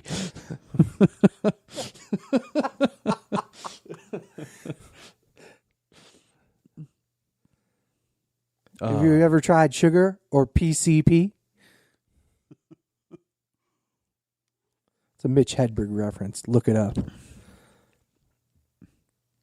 I really enjoyed that. I used to do drugs. I mean, I still do, but I used to.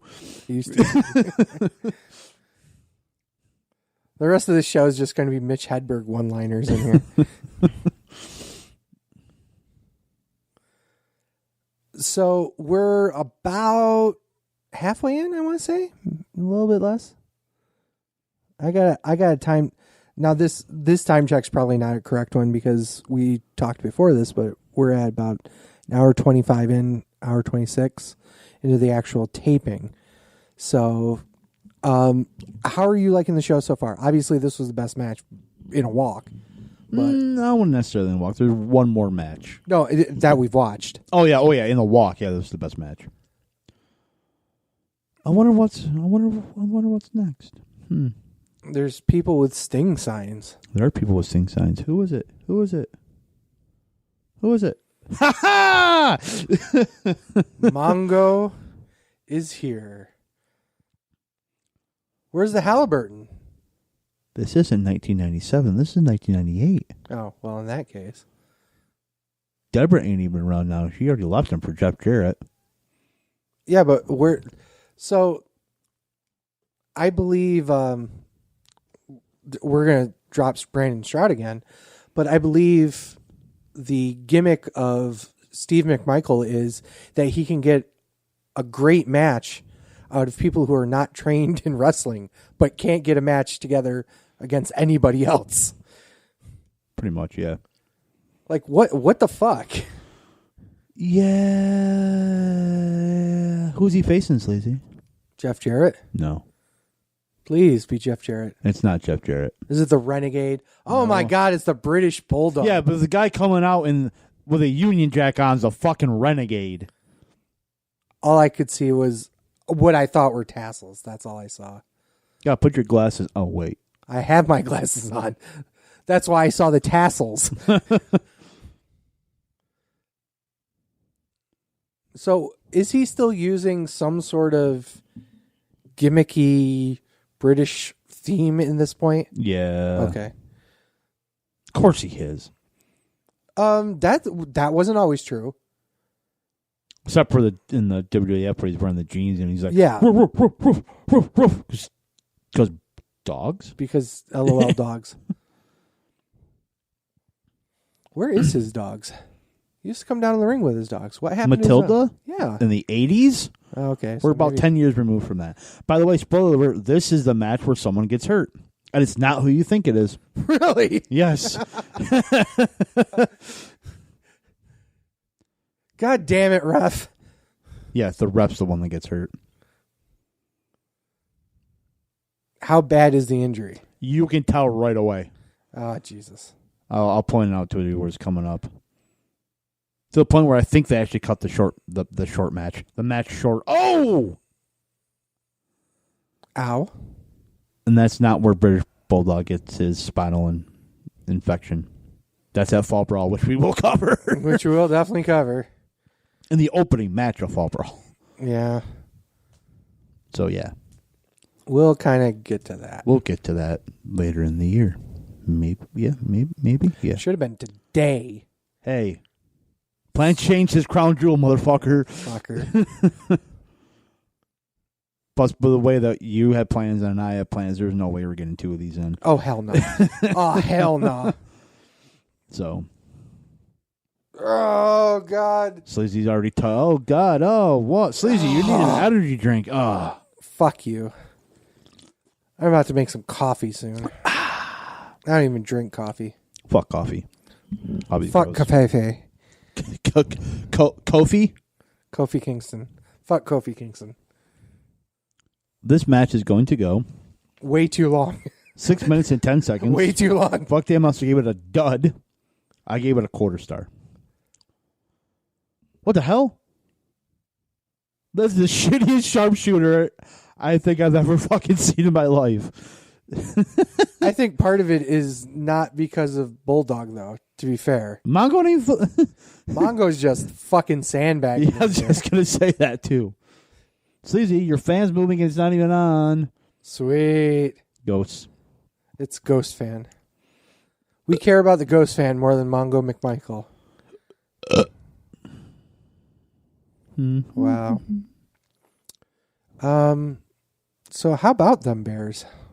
Da Bears. I mean, he can't. He's right there. Bulls. Da Big Bro's like, I won. Bears. Oh, by the way, Ric Flair and Bret Hart are not on this show. But they're employed by WCW. Yes. I think Flair is actually, this is around the time where he kind of got sued by them, or he was suing them because he took time off to go to his son's wrestling tournament. Yeah. But then they're like, you need to be in Detroit. And he's like, and you need to be in Tallahassee for Thunder. Flair goes, I already took time off. And they go, well, we'll charter a jet for you and your son from Detroit to go to Tallahassee for Thunder to fly back. He's like, I'm not going to do that. My son's like 6. or 8 or something like that. I was like, that's no, I'm not gonna, like 8. Fuck I you. was like, I'm not going to do that. So then This was David or Reed? Reed, Okay. David, I don't know. and then He had one hell of a career too, you know. he got to fuck Stacy Keibler. He wins. Nice. Oh, the injury's coming up here, but so then Flair goes no, and then they got What in the fuck was that? What in the serious fuck was that? yeah, it's coming up here. Hold on, might be another minute or so. It's not this part, but no, like he so then Flair's like fuck you, and then they're like no fuck you, and then Flair's like no show the event, and then WCW sued him, and he's like I'm gonna countersue you, and blah blah blah, and so then he doesn't come back till the day after Fall Brawl. This is all related to Fall Brawl. Like, we should have done Fall Brawl. You had all these notes for Fall Brawl. What the fuck? I have all these notes for Super Brawl, too. Super Brawl, Fall Brawl, Great American Bash, Bash at the Beast. A lot of brawls and bashes. All right, here it comes. Here it comes. I wish the sound was on, but here it comes. Boom! What? He breaks his arm. Seriously? Yes. Like, and then Bulldog's like, you broke your arm? Here you go. Because Bulldog doesn't know that his arm is broken. So he's like, okay, because it was part of the match. Oh, shit. So now he's working the injured arm that is broken. Okay, so I want to point out something here. He's working the right arm, which is like that's and Wiggles. Welcome. Hi, Wiggy. So I just want to point out that he's working the right arm. That's kind of like a big no-no. Well, he's working the right arm because that was supposed to be that's the one he's supposed to injure, but at the same time, right? But I understand it. Yeah, left. You left. See, it's already swollen. See it? Holy shit! Get on my back, Wiggies. Hi, Wiggles. Aw, hi, Wiggies. Hi. And instead of Mongo, like, not telling him that he's injured, he's still going to, get out of my bag, motherfucker. Come on up here. Do you have any opinions on the British Bulldog match, dog? You're the dog. And right here, here's the finish. And on the right arm, you fuck. The one that's broken, yeah. Jesus Christ. And then Bulldog just... Then, like, Mongo's... That's legit screaming. And then...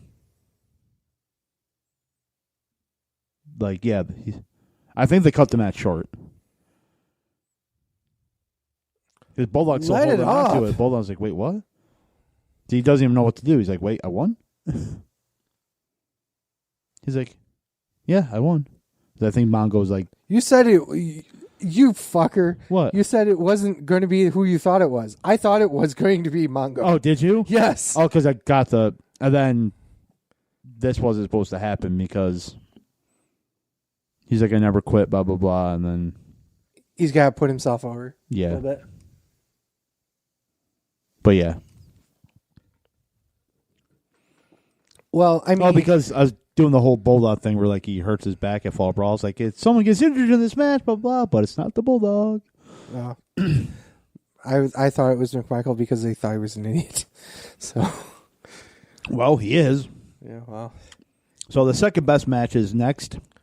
And that wasn't it? And the two people in it will surprise you as to, like, why isn't this the best match? Okay. Fans in the back row that don't know what to do because they can't see the match. Oh, God. Oh, God. So right away you're like, how is this not the best match? What? Oh, my. So... Don't be awkward about it. Hey. It's fucking Chris Benoit. Shut the fuck up. But no, like, right away, you're like, okay, Chris Benoit's coming out immediately match of the night. Like, okay, so how many jokes can I put in to a Chris Benoit match? He's really killing it out there. Oh, you're a fucking idiot. As he's walking to the ring, he's really killing it. I mean, look at that crowd reaction. He's ready to go all homicide and all. Okay, that's enough. Oh, Little Nate. Woo! This match, you're fucked, sir. You're fucked. Okay, so now when you see who his opponent is, you're like, how is this not the best match of the night? Probably Guerrero. It's not. Oh, DDP. Yeah. Yeah. What the fuck happened? Well, you know what really happened? They killed the crowd. I fucking hate you. I love it. I love that, though. The United States Heavyweight Championship. Not just the United States Championship. I love that. I don't know why. Just harkens back to divisions and just the old days where it was always called the United States Heavyweight Championship. Okay. If I were to buy one belt, it would be that belt. That specific belt? That's specific. Pacific belt? Pacific belt. Well, he banged, so. He banged Kimberly. I mean, yeah. I remember watching a lot of the WCW weeklies. There's Fatman's like, oh, I'm not impressed. May murder your wife later. Not sure. Damn it! I remember when I was watching the weeklies of WCW, the whole gimmick of him losing the WCW title and losing Kimberly Page, and the whole gimmick of him being diamondless because he lost everything. Oh, when he was dressed up like a Power Ranger? Yes. Yeah. I think the hottest that Kimberly ever looked in WCW was Spring Stampede 2000. Okay. I think you can actually Google that, too. I got to get my Google machine out. So, by the way, where are you looking that up? This match goes 15 minutes and 46 seconds. Fuck, Dave Meltzer gave it 3 1/4. I'm wrong. Oh, wow. You Googled it? No. But I'm Googling it, too.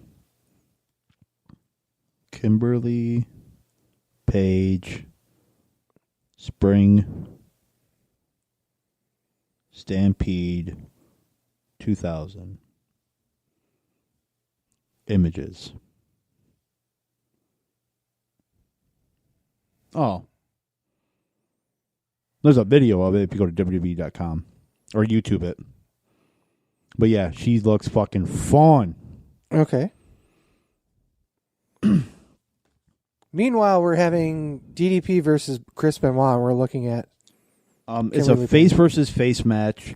Technically sound, but you shouldn't really be surprised by that. DDP was actually getting booed during the match. Really? During his arguably his most popular time. So which tells you how much respect that the crowd had for Benoit at the time. Right. I remember this match being better than it was, and it kind of ended like out of nowhere. Because, when I think of things ending out of nowhere, I think Chris Benoit. It's not where you were going with that. RKO, Diamond Cutter, that's where I thought you were going with it. Nope. So every time we watch a Chris Benoit match here, we're going to do this, aren't we? You're going to do this. Oh, you're damn right. I'm going to make sure I have a even bunch if it's of them, angle, too. even if we do an Angle Benoit match, you're going to do that. I probably won't do it for an Angle Benoit match because we'd be too busy watching the match. But this kind of match, oh hell yeah. Oh, and then the pay-per-view. You really liked her in that outfit? Oh yeah, she's fucking sexy as hell. What are you watching the video? Yeah, I'm not really a fan. Really? Yeah. Oh, no. she's fucking sexy. She's got Miss Elizabeth qualities there on that, I guess. And of course, Bischoff going wow at the end of it is pretty. Yeah, but I think that's the hottest she looked in WCW. Fucking fine as hell. Then did you realize that like when females in that era, even in WWE, when they turned heel, they got hotter? Yeah, because they usually go with more skimpy clothing. But no. And also you have a penchant for grabbing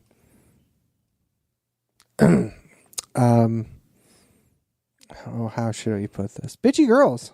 You're into bitchy girls. Kind of am, aren't I? Yeah. Short, bitchy girls. Yep. Mexicans, too. What? Zelina Vega? So you name one Latino that I like, and now I have a fetish? Yeah. After one? Yeah. Weren't you on Twitter the other day trying to get with Alexa Bliss? I wasn't trying to get with Alexa, but I wished her a happy birthday. It was her birthday. Hey, birthdays mean blowjobs. I don't think you know what birthdays are. like I was going to say, that's what your mom always told me. So the one time a year? So you get a blowjob once a year on your birthday. Oh, he went for the diamond cutter, and Bum was like, no. Nope. I love how there's a bunch of T-shirts draped over the railing, proving that they're such huge fans because we bought T-shirts. You know what I'm thinking it is? I think they made those T-shirts and they're trying to advertise it for free. Oh, well. That's what I'm thinking. You might be right, but that's what I was thinking. I thought one of them was just a generic NWO shirt, but maybe not. Well, maybe it might have been. I don't know. I don't know. I really legitimately don't know, so I'll be interested when it comes back around to see. Yeah, I think that's a white on black NWO shirt. Yeah, well, next time he goes for the diamond cutter, we'll find out.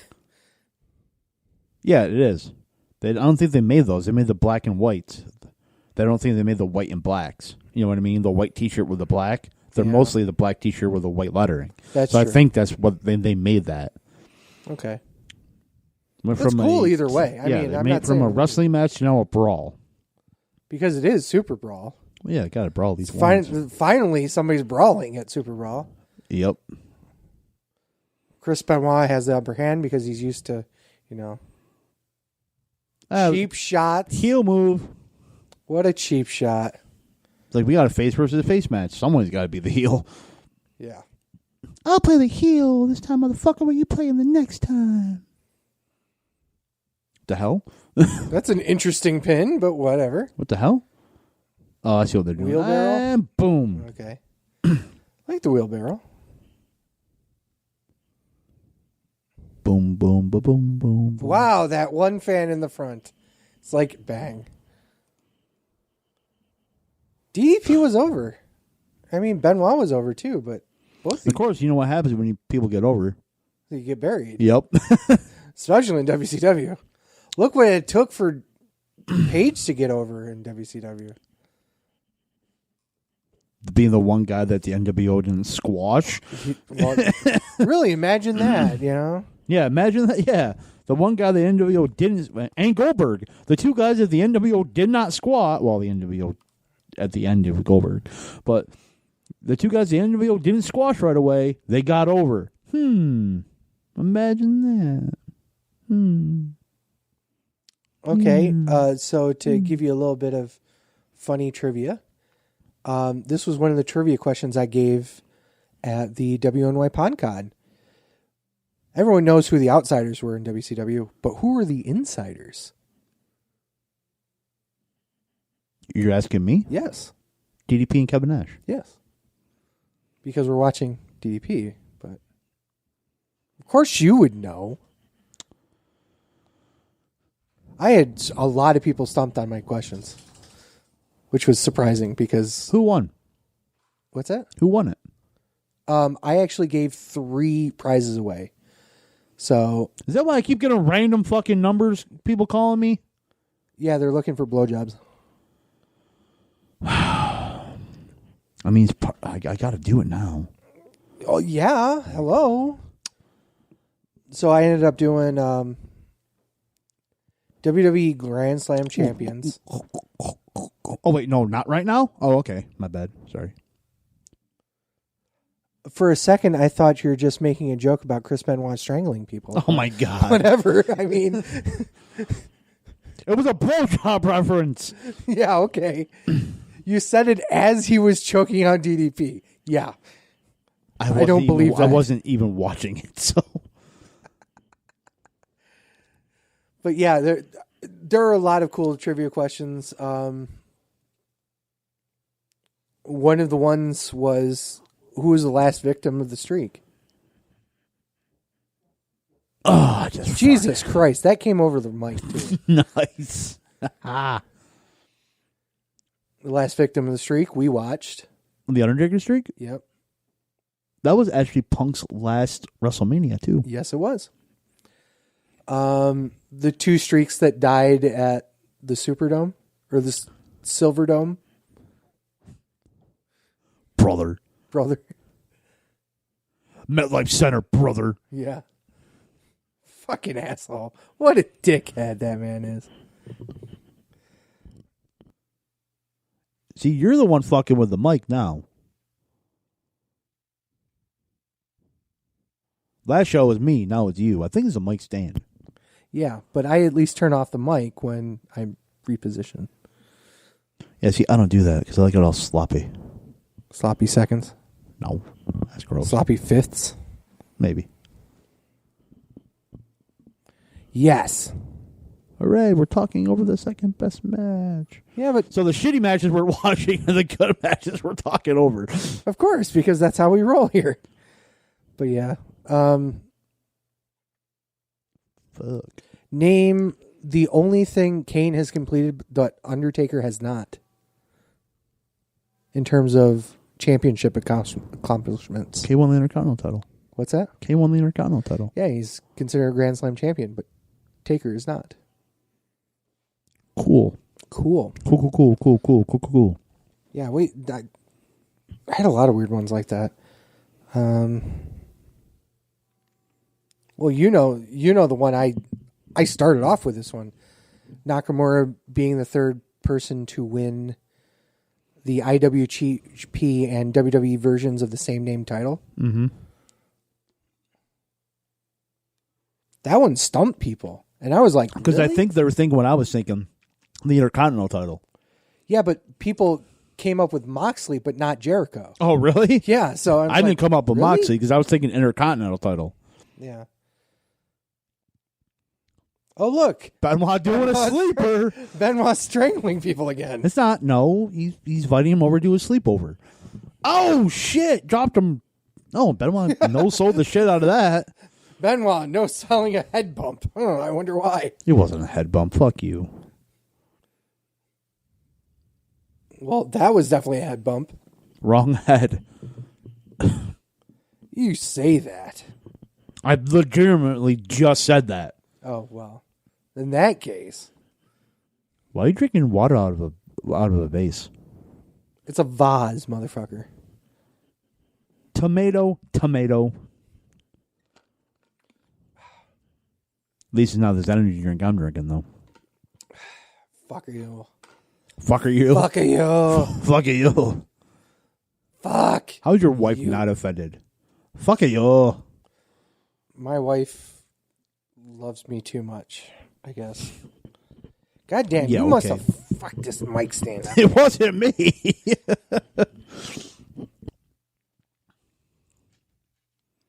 Punch. Oh, the IWGP close. Rainmaker! I've said that too many times this show. Kitsula Rainmaker. So then he poses like, now I'll cover you. Okada Rainmaker number 1. Asian fetish. Yes. But there's no Asian on the screen.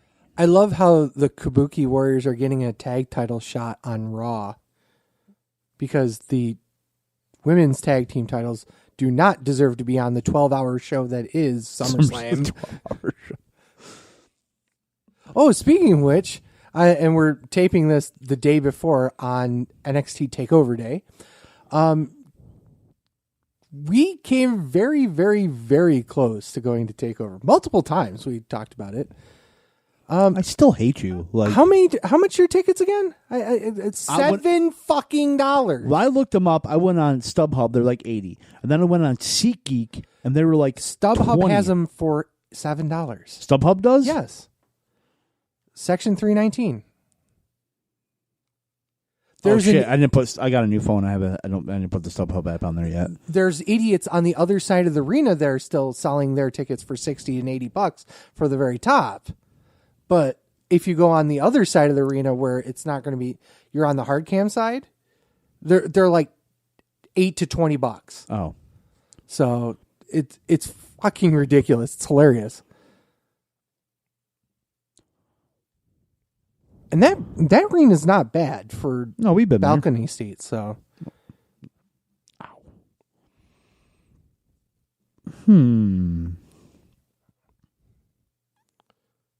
wow. You know what we could have that one guy in the front row just chopped. We could have went to the Blue Jays game, 3:07 first pitch, and then made it literally walk, like what? Down the road. Like not even. Yeah, it's like a 2-minute walk. Right. We've done it. I've done it. We've done it, yeah. So, like, yeah. Yeah, but my fat ass has done And they were playing the Yankees. Were they really? Mm-hmm. Shit. This could have been a good day. Yep. Go to fucking Rogers Center. Catch a game there. And then go to fucking TakeOver. And then the hotel probably would have been more than both tickets combined. Yeah, it would have been. God so, SummerSlam, we're going next year, right? Where is it? Please tell me where it is. Boston. Okay, I guess we'll go.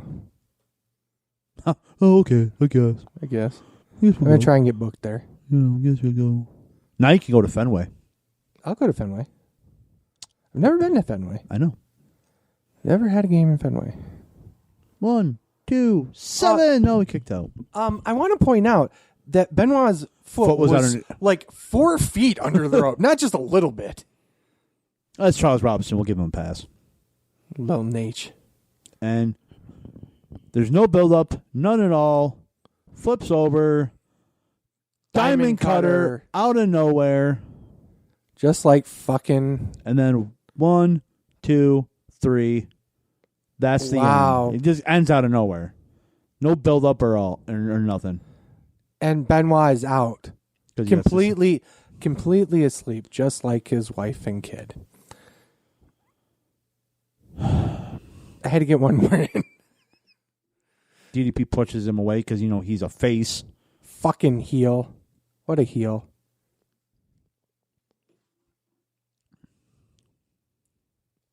Why wasn't that the best match? I mean, really. Right. That should have been the best match. And it's just like they really don't gel or something. I think part of it is the fact that DDP's... Well, part of it was the fact that it was face versus face. That was part of it. The other part was the fact that DDP's moveset isn't really conducive to a lot of what Benoit's does. Benoit's technical base, while DDP's... Yeah, more brawl. Yeah. So it's a really a change-up of styles that really doesn't work. So I guess I kind of get it, but in the same breath, it's two amazing workers. Just, oh, congratulations. We made sure we got the hot drunk girl on TV that may or may not show us our tits. Hooray.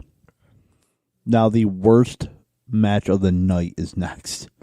Wait, we just suffered through Steve McMichael versus British Bulldog and a Larparka match. Come on. This can't possibly be the worst match of the night. And Randy Savage is in it. What? Yes. Oh, Jesus Christ. It is fucking terrible. Now, when you say fucking terrible. So this is what we're talking about here. The month before it sold out, Kevin Nash botches. I think they're going to show it too. Kevin botches a powerbomb on the Giant. Yeah, I remember that. So, yeah. Then the whole powerbomb gets banned and shit. I mean, why the fuck was he doing a powerbomb? That's just...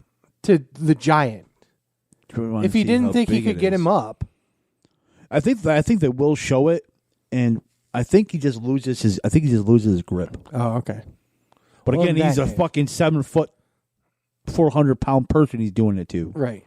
Even legit, Paul claimed he was around 380 to 450 in this era. He was just one of those guys that really was very athletic for his size. But roar, I'm the big slow. Chokeslam. Who is he? He's mysterious. Is he the son of Andre the Giant? Sure. Did he just power or Chokeslam Bischoff? Power slam. I was going power choke Bischoff? Power choke. I mean, I'm sure at least one of Bischoff's wives did that to him. Giant. Oh, just had sex. It was great. Wow. Right here. Oh. I think he just lets go. He does. Yeah. Yeah.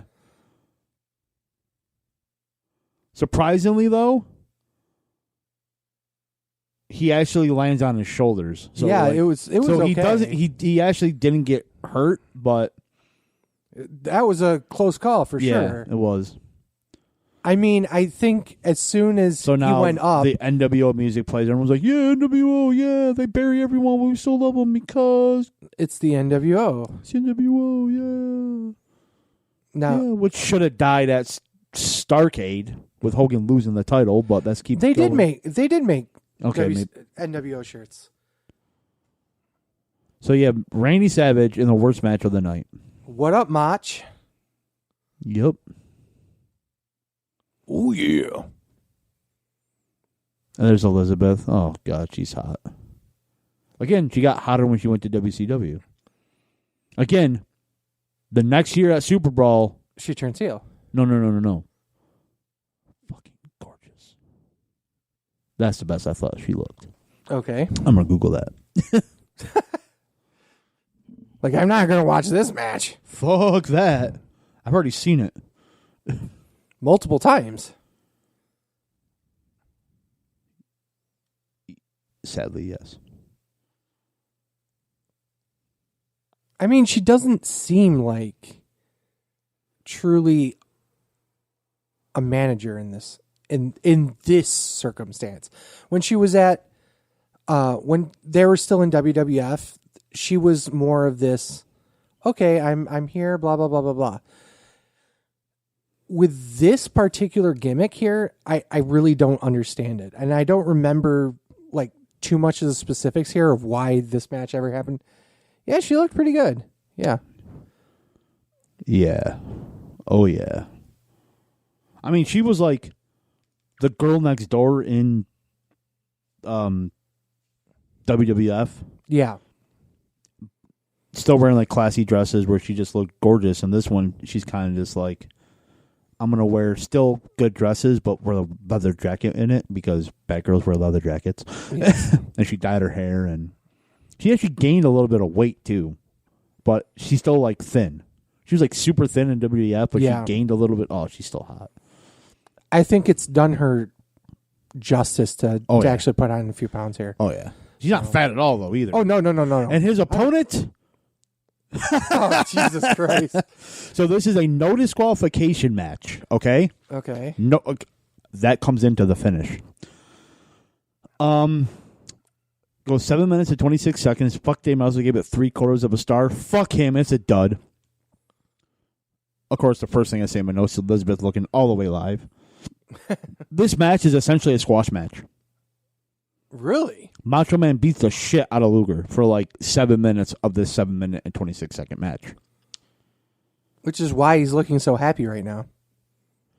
I got to take one more break to pee, but... You're going to leave me alone with this match, you motherfucker. I'll be back in like a minute. But yeah, essentially, like all it is Macho Man just being the shit out of Luger on the outside. Well, here's my question. And then when the finish comes, it's so fucking idiotic and stupid. Okay. But we'll get there. You'll get there. I'll get there. You're going to fucking fuck off. So I'm going to go to your bathroom to piss and jerk off in a minute. I wouldn't put that past you. Hey, the record is 10 seconds. You'll never break it. So just a couple things coming up this year. We do have our big, huge live show coming up in November. details to be coming sooner rather than later. I don't know when they're going to come. But we're going to do a couple of big things. Like we usually do, we usually go live. Probably do live on Facebook. But we're going to do some cool stuff. Probably not a watch along though. So we have a couple other things going on. We still have our t-shirts. You can find it at thewrestlingshow.com under the merch tab. I hope you step on a Lego. They're only $20, $2.95 shipping if you want to get them now, or if you catch me at, let's say you're coming to the wonderful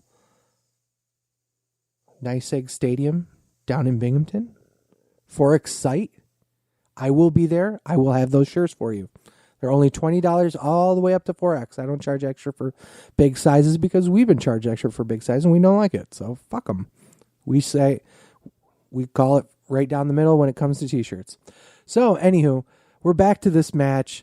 Luger's looking like an old man right now. Macho Man is very upset. I find it funny that Miss Elizabeth has fucked both these guys. Take it easy, bro. It's true. That's all I've got. I mean, that's all I got in this match. Really. I mean, the reason why she's dead is because of Luger. Wow. You're on the death kick right now, aren't you? This is what happens when I have no fucking caffeine, you fucks. Should never do these. What time do you wake up? 7:30. What time do you go to bed? 3 a.m. That hermaphroditic porn, man. Yep. That's your real addiction. The real addiction. Addiction hurts, man. You got a problem. Yeah. When you were Googling image everything, you were actually looking at hermaphroditic porn. I fucking know. Shit, how could you see that? God damn. I didn't. I just have a sixth sense. Six? You have a sixth sense, yes. Sixth sense. You have a very sick sense. Sick. So, Luger's getting the shit kicked out of him. And I swear to God, he looks like, you know those trolls? I love how Luger saw every time he's like, oh! He does that on offense, too. You ever notice that? Because when I train to become a professional wrestler, I'm going to go, every time. I mean, it works.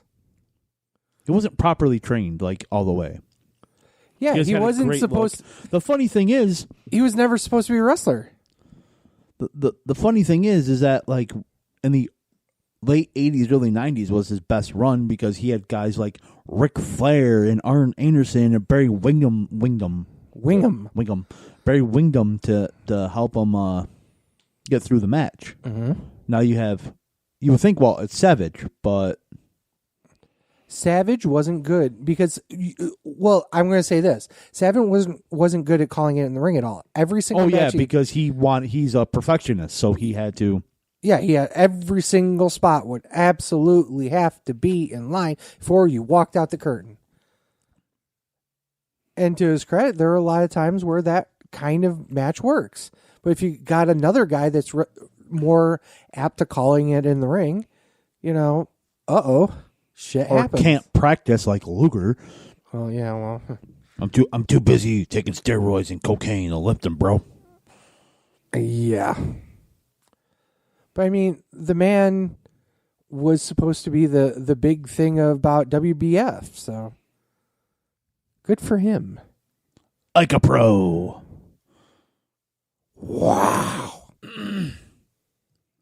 Look at the striations. Do you really think that Vince McMahon was beating off and watching bodybuilding porn? Is bodybuilding porn even a thing? Oh, come on. That's Rule 34 of the internet. If it exists, there's porn of it. Rule 34? What's the other 33 rules? We're not going to go down that road today. Oh, God. It is a really nice day out here, but I'm spending it inside stuck with you watching this shit. Yeah. Whose fault was this? It's a nice,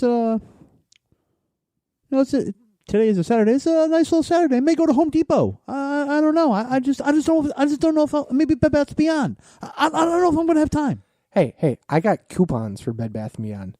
Don't fuck with me. That does not surprise me. That you have coupons for Bed Bath & Beyond. Coupons.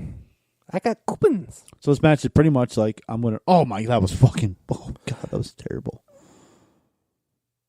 This is the match. Just beats the shit out of him on the outside. And then the finish, LOL. Well, it's the NWO, so there's got to be a run-in. Well, obviously there's a run.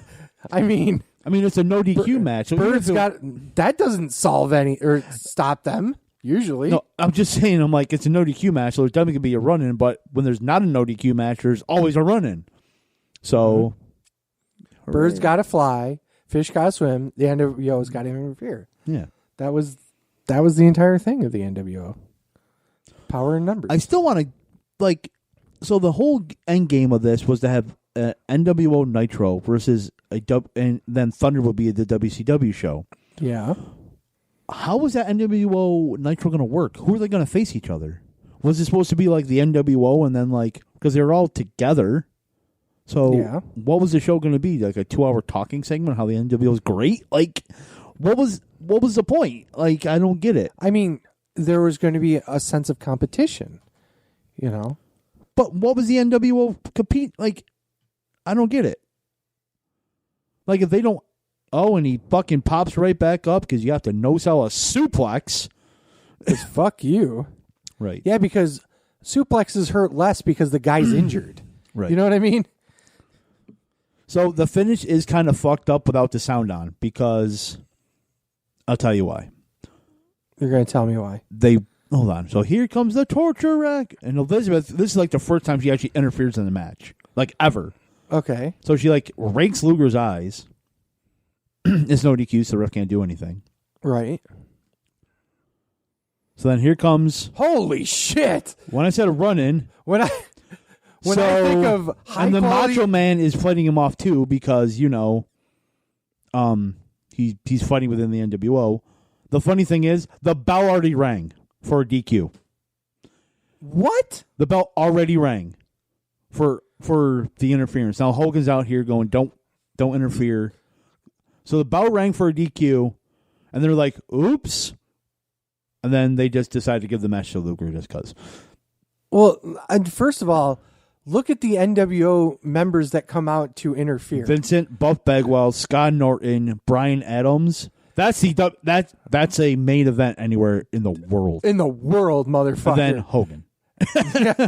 Well, Hogan didn't get involved. He just walked out there so he could get his $500,000 paycheck. Well, he's already facing Sting. Yeah, so. but that's not the point. You wanted to make just sure. to make sure in case he gets injured in the back. Exactly. Okay. So the bell rang before a DQ for the bell rang in a no DQ match for a DQ. God damn it! And then they're like, fucking WCW. They're like, oops. And then, sorry, I was staring at Elizabeth. And then, so was Luger. So then Luger had to put him up in the torture rack. Yeah, it was that ending was all fucked up. And Luger's all happy about that. He's like, Pecs. I got Pecs. See ya. Wow. Doug Dillinger, he's like, what's up, man? Spits right in his face. No, he didn't. Yeah, he did. No, he didn't. He spit right in his face. No, he didn't. He went accidentally, but it was still spit in the face. Oh, you're an idiot. We'll go back and watch it later.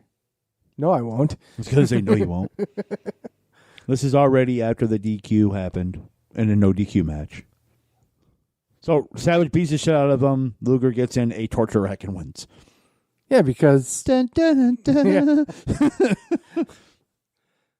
It's every John Cena. Please, please, God, show me the spit. Damn it! Luger's just looking over at Mr. Two more matches. Oh, thank God! This next match is going to go too long. 4 minutes and 14 seconds. Not long enough. This match is actually more of an angle than an actual match. Okay. What is the angle? Is the question. You'll find out. Oh, Jesus. It's actually, yeah, it actually isn't that. It actually is kind of a big angle. Dusty Rhodes in the NWO just does not work. What? Wait, Dusty Rhodes is part of the NWO? Yeah. Who wasn't part of the NWO, but still. DDP, Goldberg. And that's it. I mean, you would have Sting become part of the NWO Wolfpack. Tomato face Sting. Yeah. I came to see the NWO. Why? Yeah. So this match is for the WCW Unified Tag Team titles. I don't understand why there's 2 tag team titles. But Yeah, they're like red and white. No. Or was that later on? They had. I remember. Now this is very poor memory, but I remember the Giant being 2 tag team champions by himself. The Giant and Sting won the tag team titles, but the Giant was in the NWO, and Sting wasn't. In this match? No. This was actually only a couple months later. Because I think the main event of a pay-per-view was Sting versus the Giant, and the winner becomes the tag team champions. I remember the Giant. This was a TV show. This wasn't a pay-per-view. He had won the title by choke slamming a member of his own team. That might have happened. I'm not sure. It's WCW, so you never know. And they do the survey thing because Scott Hall was over. Bring back Kevin Green. Great sign. They do. Because of fans wanting it. The funny thing is, was that Bash of the Beach pay-per-view I mentioned earlier? Mm-hmm. Guess who he faces? Mongo? No. Ric Flair. He actually faces the Giant. Does he really? Yeah. It's actually not that bad of a match. We should cover that one, too. Anything 98, I'm fucking open to. I'll do a watch along for every fucking pay-per-view, even ECW 98. Well, yeah, because it's fucking Because it's my favorite fucking year. Right. Because that was a year where I went out of wrestling for from 96 to the end of till the Montreal Screwjob. Okay. So for 2 years I just wasn't watching. Actually, it was 95. Sorry. And then I was watching just occasionally here and there, but I was never religiously watching it like I was. Mm-hmm. Then I got back into it around the Montreal Screwjob. So pretty much 98 is when I started following it religiously again, and it just ended up being my favorite year. Yeah. So anything 98, I'm into. There's a timely sign. And South Park is still on the air, but WCW is not. No. The Steiner Brothers. See, there's they got those titles, and then pretty much I think what happened is those are the one that Ted DiBiase had are the old titles. And then they remade them as the new titles, but then they're we'll just, because those are the old WCW tag team title belts, and the ones that they're on their waist are the new ones. Right. So they got commissioned to make new belts, so they're let's just have them both. Because why not? But yeah. Oh my God! Look at that man. He's not quite a Big Papa Pump yet, but he's definitely a Steiner. Oh, just wait. Oh, just wait, yes. No, but literally, this is the match where he actually becomes Big Papa Pump. Yeah, because he turns on. Spoiler! Don't. Damn it, you little fuck. Yeah, so this is the angle. Yeah, this is the match where Scott turns on Rick. Right. My notes are more than an angle to break up the Steiner brothers. I actually, when I was watching it live as a kid, I didn't see it coming. Really? Yeah, because I just didn't see it coming. Even though they were building it up on the TV, but that was when I was not a little fucking smart. You fucking Mark. Goddamn, how old was I? I was turning 13. I was 12 years old at the time. Okay. So, yeah, I didn't know. So I was just assuming that, they're going to get back together, have a happy ending. But yeah, this was the match where Scott turns heel, which I think should have happened anyway. I think the Steiner brothers ran its course like a year before this. Yeah, pretty much. Because in Bishop, they did like on his podcast, they had like a Scott Steiner episode, and there wasn't. Well, Bishop's stupid. He said that Bishop's stupid. The reason why that he like didn't not like he wasn't in it, he didn't like tag team wrestling. You know why he didn't like tag team wrestling? Not that he didn't like it, but expensive. It was expensive to have two people on the road instead of one. Oh, fuck off. Yeah, but yet you have Hall and Nash who are traveling together. Like, so he's like, so I'm going to break them up and both make them single stars. You're still having that same expense. It's bullshit. Yeah. The entire thing is bullshit. But at the same time, he did say there weren't many established tag teams in WCW, so why even have... And it's something different for Scott and Rick to do, so why even have them? And he's right, there wasn't many... 3 months later, you have Sting and the Giant facing each other in a singles match for the tag titles. So, I mean... Oh, yeah. There wasn't a lot of established tag teams. And matter of fact, I think it's the next Super Brawl. Around that time, they had like a finals of a tournament to decide a new tag team champions when they had to like establish tag teams. Kind of. And from like that till probably about Bash at the Beach, where like the tag team scene was really hot, and then they kind of like fell off again. Holy shit. I'm just reading the Wikipedia entries for the next few months of the tag titles. It's like, the Outsiders win the titles after Scott turns on Rick and joins the NWO. Sting and Giant won the titles after Hall turned on Nash and him won the title belts. Was that on a pay-per-view? This was Slamboree. Oh, so that was the Slamboree. Okay, maybe it was Great American Bash that faced each other or something. Yes, that's true. Oh, was it? Okay, I was thinking it was Slamboree. Oh, so, here it comes. Here comes the turn. Hold on. Steiner recliner.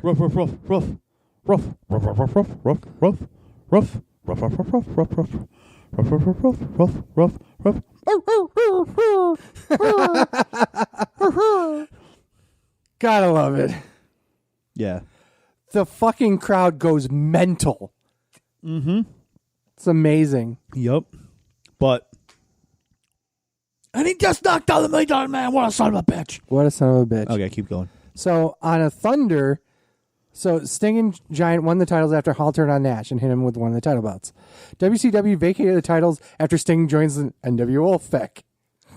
And then that's it. And then Sting won the championships in a singles match against the Giant, which the winner would take control of the tag team championship. Which was at Great American Bash? That was at Great American Bash. Okay. With the following night's Nitro broadcast in Union He kicked out. Did he really? Yeah. I think it's one of those things because due to the two injuries, they had to kind of just stretch it out just a little bit more. Oh, shit. Yeah. So, Nitro, it's now Scott Hall and the Giant. And then Wait, how? Because, I don't know. How did Sting lose it? Because he beat the Giant. I know. Well, it's... So, Great American Bash, the winner gets to choose... Their partner. Who the partner was. Okay? Yeah. So Sting chooses Nash. Okay. Okay? And then they lose the straps to Scott Hall and the Giant. Okay. And then... Holy shit. And then he can't get Rick up right here for the Razor's Edge. So then Scott's like, you need help? Shit. And then Hall's like, nope, I got it. And they have this long run with the titles until October when Rick Steiner beats them with Kenny Chaos. What the fuck is Kenny Chaos? Didn't Rick Steiner beat like Scott Hall or Scott Steiner and the Giant for the titles at like Halloween Havoc or something? Yes. So how does Steiner and Giant become champions? Hang on. Steiner and that's why there's like a notes section on Wikipedia of this, and it's like 50 miles long. It says Steiner and Buff Bagwell defeated the Giant and Scott Steiner, who subbed for an injured Scott Hall. Since Bagwell turned on Steiner during the match, holy shit. Turn on Scott Steiner. Yes. Steiner was allowed to pick a new championship partner and chose Kenny Chaos. Rick Steiner. Yeah. Oh, okay. I'm like, why did Buff Bagwell turn on Scott Steiner? But he didn't. He turned on Rick Steiner. Okay. Which then they got... Which then the tag titles get bounced because Rick sustains an injury. What the fuck happened to this fucking... It seems like it was snake bit. Oh, yeah, absolutely. This entire year's worth of booking of this fucking thing is just garbage. It was like 50 million title changes, 14 turns, and 2 vacations. 3 vacatings, I think. I think there was 3 vacatings in that year. Wow. It's like, holy shit. It's worse than the WCW title. So they just put it on 2 singles wrestlers because they have them. Right. Because Bischoff was right. There wasn't like established tag teams. There were the Steiners, and that's about... And well, Harlem Heat's gone. Yep. They broke them up. The Steiners... They just broke up the Steiners. Are gone now. They're breaking up Hall and Nash. Right. Because Nash took the book and decided to bury Goldberg. Which was not right, honestly. Obviously. We could have a 3-hour podcast. The funny thing, but at the same time, like the way that he built himself up was actually, well, of course he's building himself up, was actually pretty interesting. He actually did a good job. If it was someone else doing it, it would have been great because you built him up like so strong. Which of course it's him. He's going to do it because it's him. But like, it was actually great. Well, he knew how to do it because he watched other guys do it. Right. And then he just did it for himself. Right. The problem is that with Kevin Nash, he thought he was the biggest star. That would have been a perfect spot. I love how people are like, well, we ran out of people for Goldberg to beat, so we had to beat. I'm like, I'm not saying you had to, you had to end his streak, obviously. In hindsight, if the finger poke of doom didn't happen 8 days later, it would have been better. But literally, the whole reason that they did it was to put the title back on Hogan. Right, without... it's a monkey. Yeah, it doesn't make sense at all. Card subjection change, though. Of course. That should be in huge fucking... NWO uncensored. Huge fucking... Letters. It's like WCW, card subject to change, uncensored. Rules are for bulls. SWCW, NWO uncensored. Live Sunday, March 15th, 2000. Live Sunday, March 15th, 1998 from... I just looked it up, too, and I don't know. Mobile, Alabama. Because when I think pay-per-view, I think Mobile, Alabama. And it wasn't even... It was the second WCW pay-per-view in Mobile. There's a lot of INGs on that sign. Sting is king of the ring. No, he didn't. Ken Shamrock won the king of the ring in that year, you idiot. Yeah, but who would you put over more?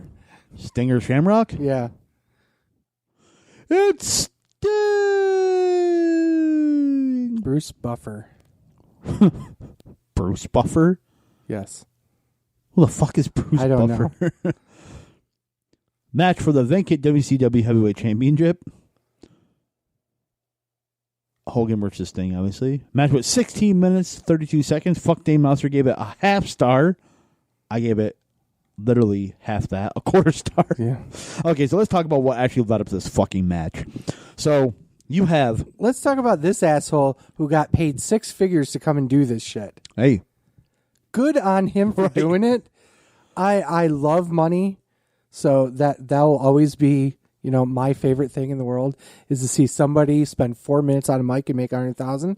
He didn't make 100,000. The claim was he made 100. No, 100 per. No, the claim was that he probably made like three grand. Probably. Like the claim is he didn't. No, they're not paying him 100. Bischoff talked about that too on his podcast. Well, the claim was because because they did talk about it. Like him and Conrad talked about it. He's like, the claim was Michael Buffer made 100,000. Bischoff laughed. He goes, I don't really have the number in front of me. He probably made between 3 and 5 grand. But the thing is that when he was doing boxing, because there's so much more money. There's so much more money in pay-per-views in boxing than there is in wrestling, that they probably paid him about 5 grand to do that. Excuse me, but that he would claim, WCW's paying me 25 grand, So then people are like, "Oh, if WCW's paying $25,000, we'll give you." He probably made $100,000 for the boxing, but not, that's probably true. but not for the wrestling. He probably made about $5,000. But he, If you can claim whatever you want, but he's like, "But WCW's paying me $25,000." So they're like, "Oh, if WCW's paying $25,000, we'll pay you $100,000." You know what I mean? Like, so he lied about how much he got paid to get more money from the other people. Hey, and if that's how you do it, that's how you do it. All right, so let's talk about this fucking horse shit. So in September '96 at Fall Brawl, like they had a fake Sting, and they were thinking, and everyone thought that Sting really joined the newly created NWO, and he turns back in WCW, but it was a fake Sting. And so, who played the fake Sting? Oh, I don't even know. There was so many fake Stings, but the original one, it was nobody of consequence, I do believe. But I think it was like some guy that kind of looked like Sting that they found, and they're like, okay, he can like play him. Not but the jumping Jeff Farmer, but a Jeff Farmer. There was a sign in the crowd that said WCW HIV positive. Wow. Wow. Anyway, so Sting's like, how? And then like he beat the shit out, and like he beat the shit out of the NWO in the War Games match. Just the real Sting did. He's like, do you believe me now? Because everyone on the WCW side thought he did it.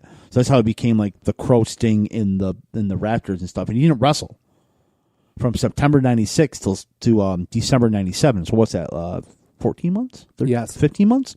So they finally get it. Starrcade '97. Finally get there. Sting shows up, obviously, and here we go. He's going to run to the ring. But Barbara's like, I'm just going to come and walk. I'm out. And Little H. So, where's he going with it? And so he gets to the building. He's out of shape, and he didn't really look that out of shape. And Bischoff told the story on his podcast saying that, man, he was out of shape. He just wasn't. He just didn't have a tan. And Conor was like, what? He was in the Raptors for 15 months. And you want him to go to a tanning bed? Like, what the fuck? Like, so they changed the finish to where the 15-month build, where good the shit books itself. Sting was supposed to win the title clean. Well, he booked his finish to where there's supposed to be a fast. Nick Patrick was supposed to do a fast count on Hogan, and then Bret Hart, who's newly in WCW, was supposed to come down and be like, oh, I know how it is to be screwed by a referee because Montreal just happened. Right. And then Sting was supposed to win it. Problem was, Nick Patrick didn't do a fast count. Yeah, it was a normal count. It was a normal count, and there's theories going around that Hogan told him to do the normal count. Oh, really? To where it looked like he was screwed. Interesting. Where Hogan was screwed and not Sting.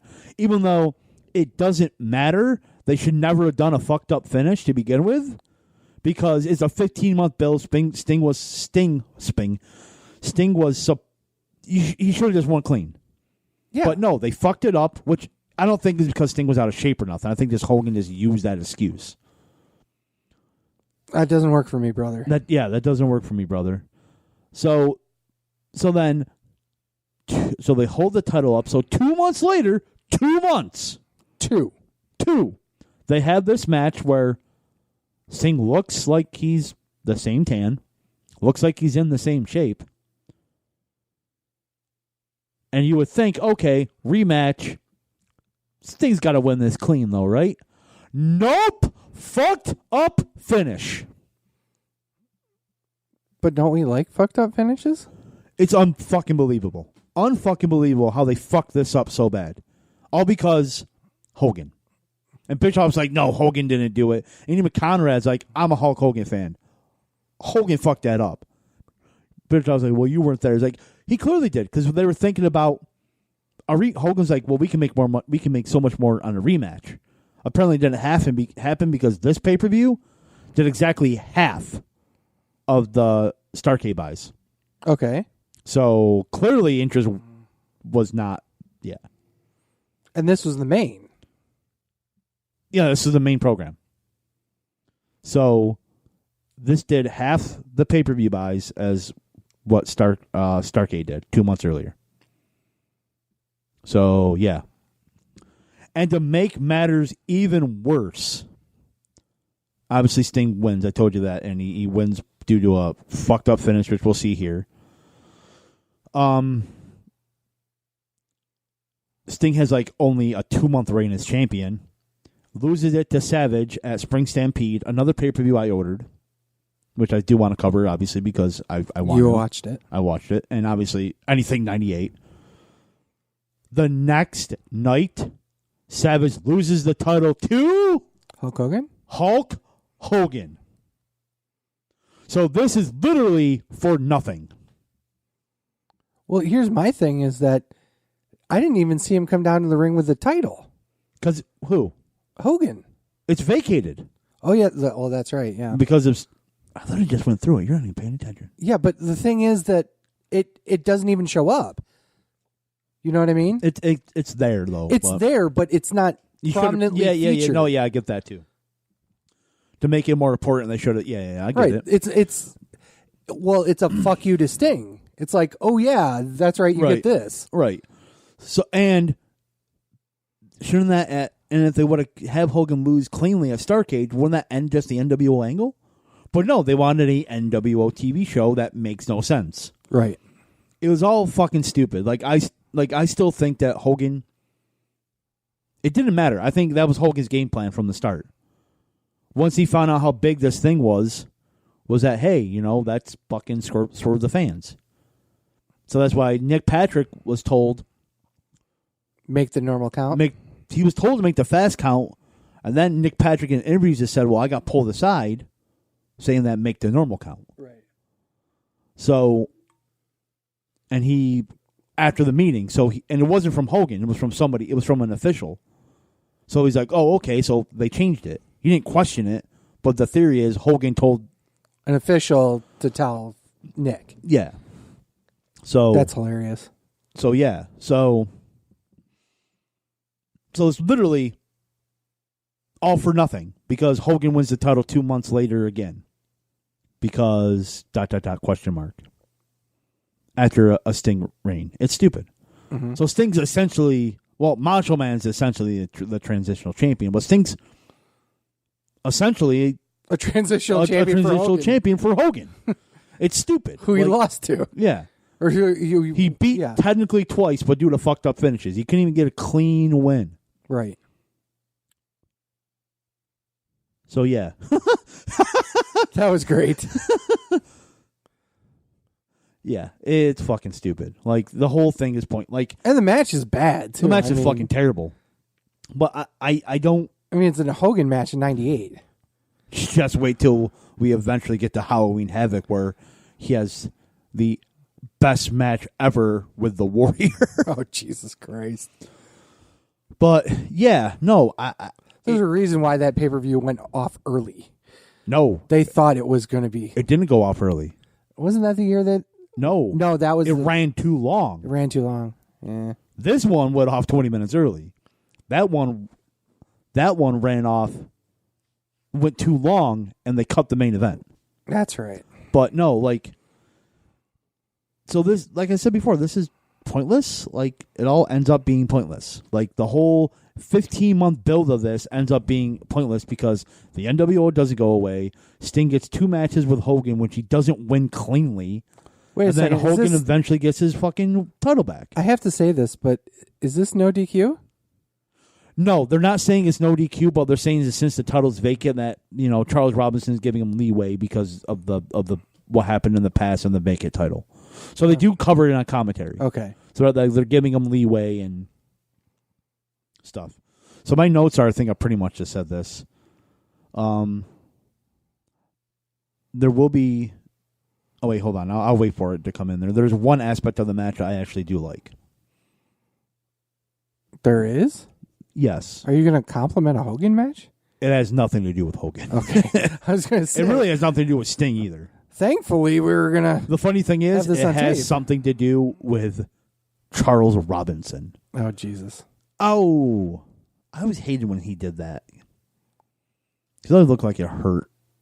Isn't that the idea of wrestling? A fake thing that's supposed to look like it hurts? Is that my fucking seen it? Yes, it is. God damn it. I was wondering where that went. It's sitting here for months. I was wondering where that went. I don't even remember when you brought that over. My birthday. Remember I brought it to Chastity's? Oh, yeah. And I that's left right. everything there? No, wait. No, I put it in your car because you were my DD. Yes. Then I ended up getting a ride home from Kenzie. Yes. But yeah, like, my knee just popped.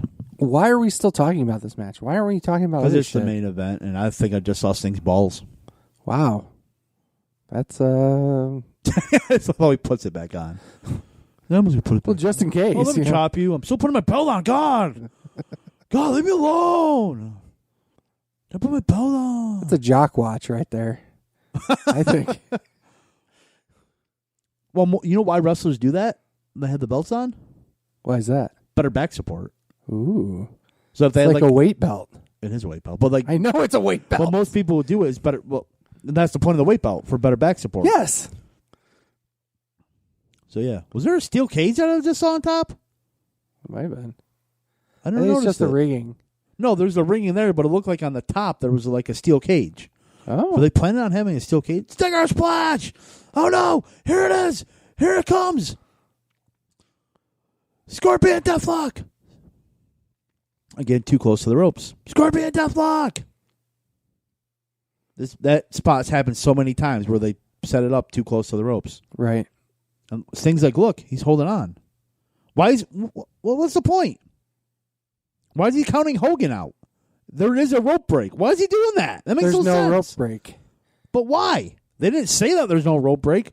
What is this, a fucking steel cage match? No rope breaks? Yeah, well. Stinger split. Oh, no. He pulled Little H in. Oh, no. Charles Robinson's out. This is the part. Because we needed a ref bump. Well, there's a reason why there's a ref bump. And this is the aspect of the match I like. Because here's Nick Patrick, the one who screwed him. So you have to get Patrick in the match. There's a leg drop.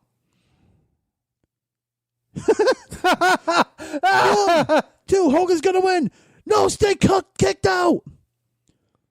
No fast count, no nothing. See, the reason is that, like, you would think that he was going to screw Sting again. That's the only aspect of the match I like.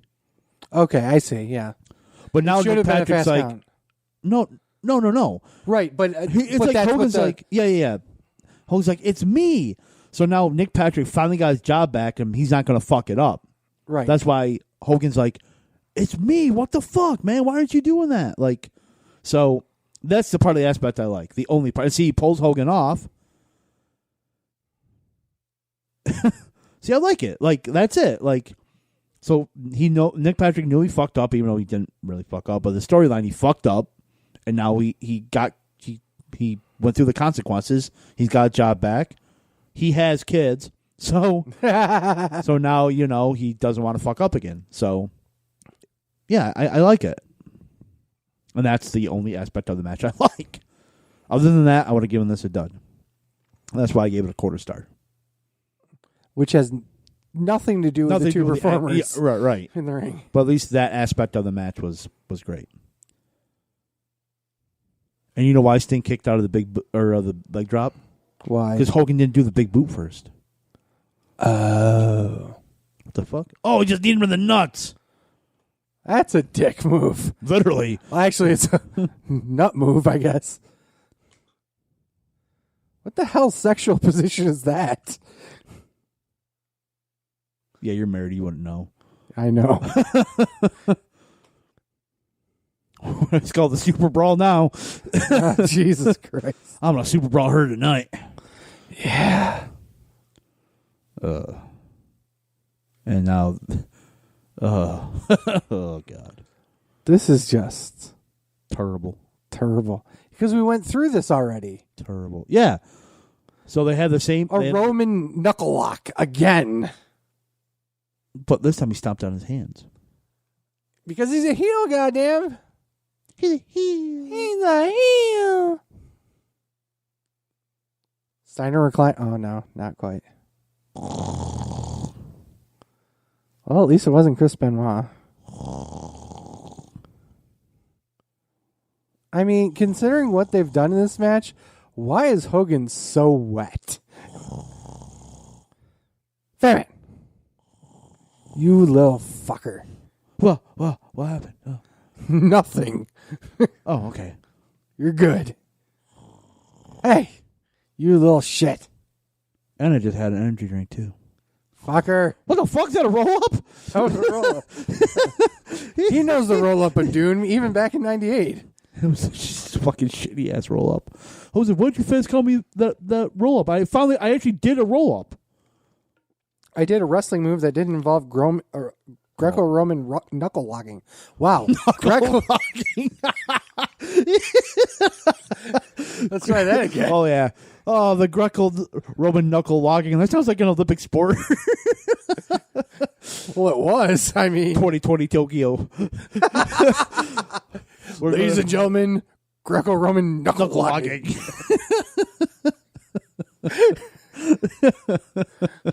Oh, Jesus Christ. That's our new T-shirt, Oh, he's folks. biting him. yeah, it's Greco-Roman knuckle locking. Or hand holding. Or hand holding. That is the medical term for hand holding. Greco-Roman knuckle locking. What's that? Oh, just hand holding. It's Just what hand-holding. happens when two wrestlers love each other. Oh, he just hit him right between the mother and the fucker. Oh, God. Because we needed a fucking nut shot. Hogan's like, I'm okay. I'm okay. He does the nut shot. I'm okay, though. I'm okay. This is unintentionally fucking hilarious. Greco-Roman knuckle logging. Oh, this got to go on the Facebook page. Greco-Roman knuckle logging, the medical term for hand holding. Oh, goodness. God. Oh, that was my knee again. I'm old. God damn, pal. This match is so bad. Uh-oh. Sting's hulking up. Or Sting stinging? Is he stinging up? He's stinging up. Stinging up? He's got that venom going through his veins. After getting the shit kicked out of him the whole match. Yeah, I was going to say, he's got ice cold water in his veins, but it's got to be getting warm after a while. What the hell is that? I'm sorry. I love how like heel Hogan does a stupid dance. Stinger splash with no referee. Nick Patrick's like, I ain't going near here. Fuck you. Nope. Stinger splash Again. Scorpion death drop. Scorpion Yes. death drop. Oh, Hogan kicks him in the tum tum. In the tum tum. Look, a fucked up finish. Sting has him. Again. Here comes Here comes the trash. Here comes the NWO D team. Jesus Christ. Vincent out there just grabbing it. Conan. There's Savage in the back. Watch Savage in the back. Hits Hogan with a spray can. Yeah. So they can't even have a clean finish. 15,000 fucking. And then here it is. 1, 2, 3. I just want to point out, how long did he sit down for that fucking death drop? He takes the finish. He was resting, bro. Yeah, I guess so. He's waiting the 2 months for his next title reign. So Sting has won the WCW Championship. Okay, so there's a fucked up finish at Starrcade. They vacated the title. There's a fucked up finish here, but since the good and that's how it comes down. JJ brings it down. And since he's like, well, you know, he's going to write WCW on Hogan. And this is how Starrcade should have ended, but like not with a fucked up finish. Right. Even with the spray paint, Sting should have like just had it like underneath the ring or something. To the WC, and he's like, I got the belt. I got the paint. I got the belt. Paint. So and he just throws it down. Sting does not look happy though. He's like, yeah, we fucked this up. See, it looks like there's a steel cage up there, doesn't it? Yeah, it does. But I wonder if it's just something with a cow palace. Really? Go fuck yourself. throws the title down. It's like, I won me. Yeah. So Hogan can't even let Sting have his moment. He's got to sell a spray can shot. It's just ridiculous. And now he's Sting leaves. Now Hogan's coming too. Yeah, because he needs to be the last moment on this show. So, since the NWO is infighting, they have to and so the fucked up finishes the NWO infighting, but it's okay.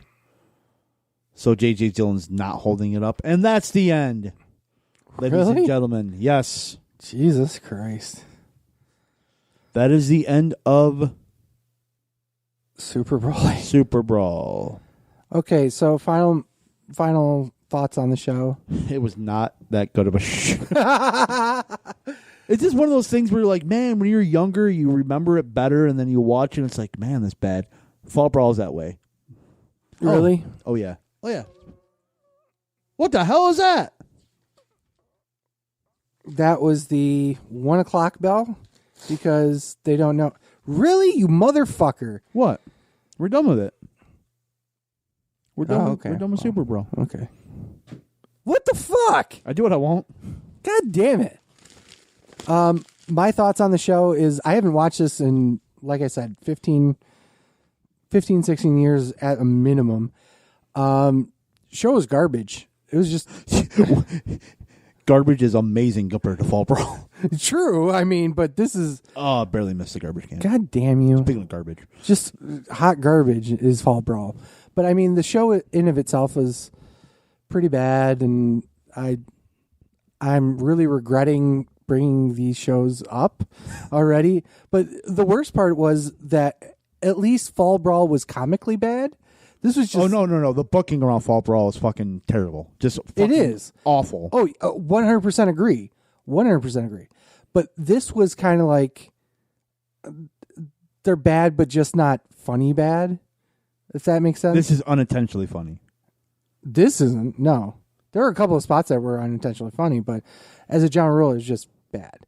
Where Fall Brawl is unintentionally funny bad. I mean, the booking on this show was actually pretty fucking bad, too. Especially the main event angle. But. Oh, the main event was fucking hot garbage on a plate.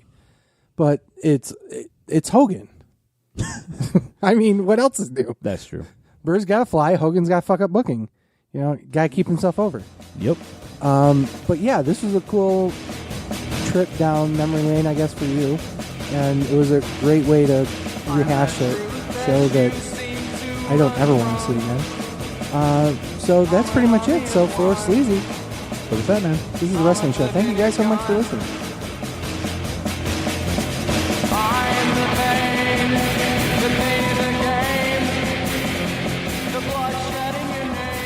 The preceding presentation has been brought to you by the Gear Network.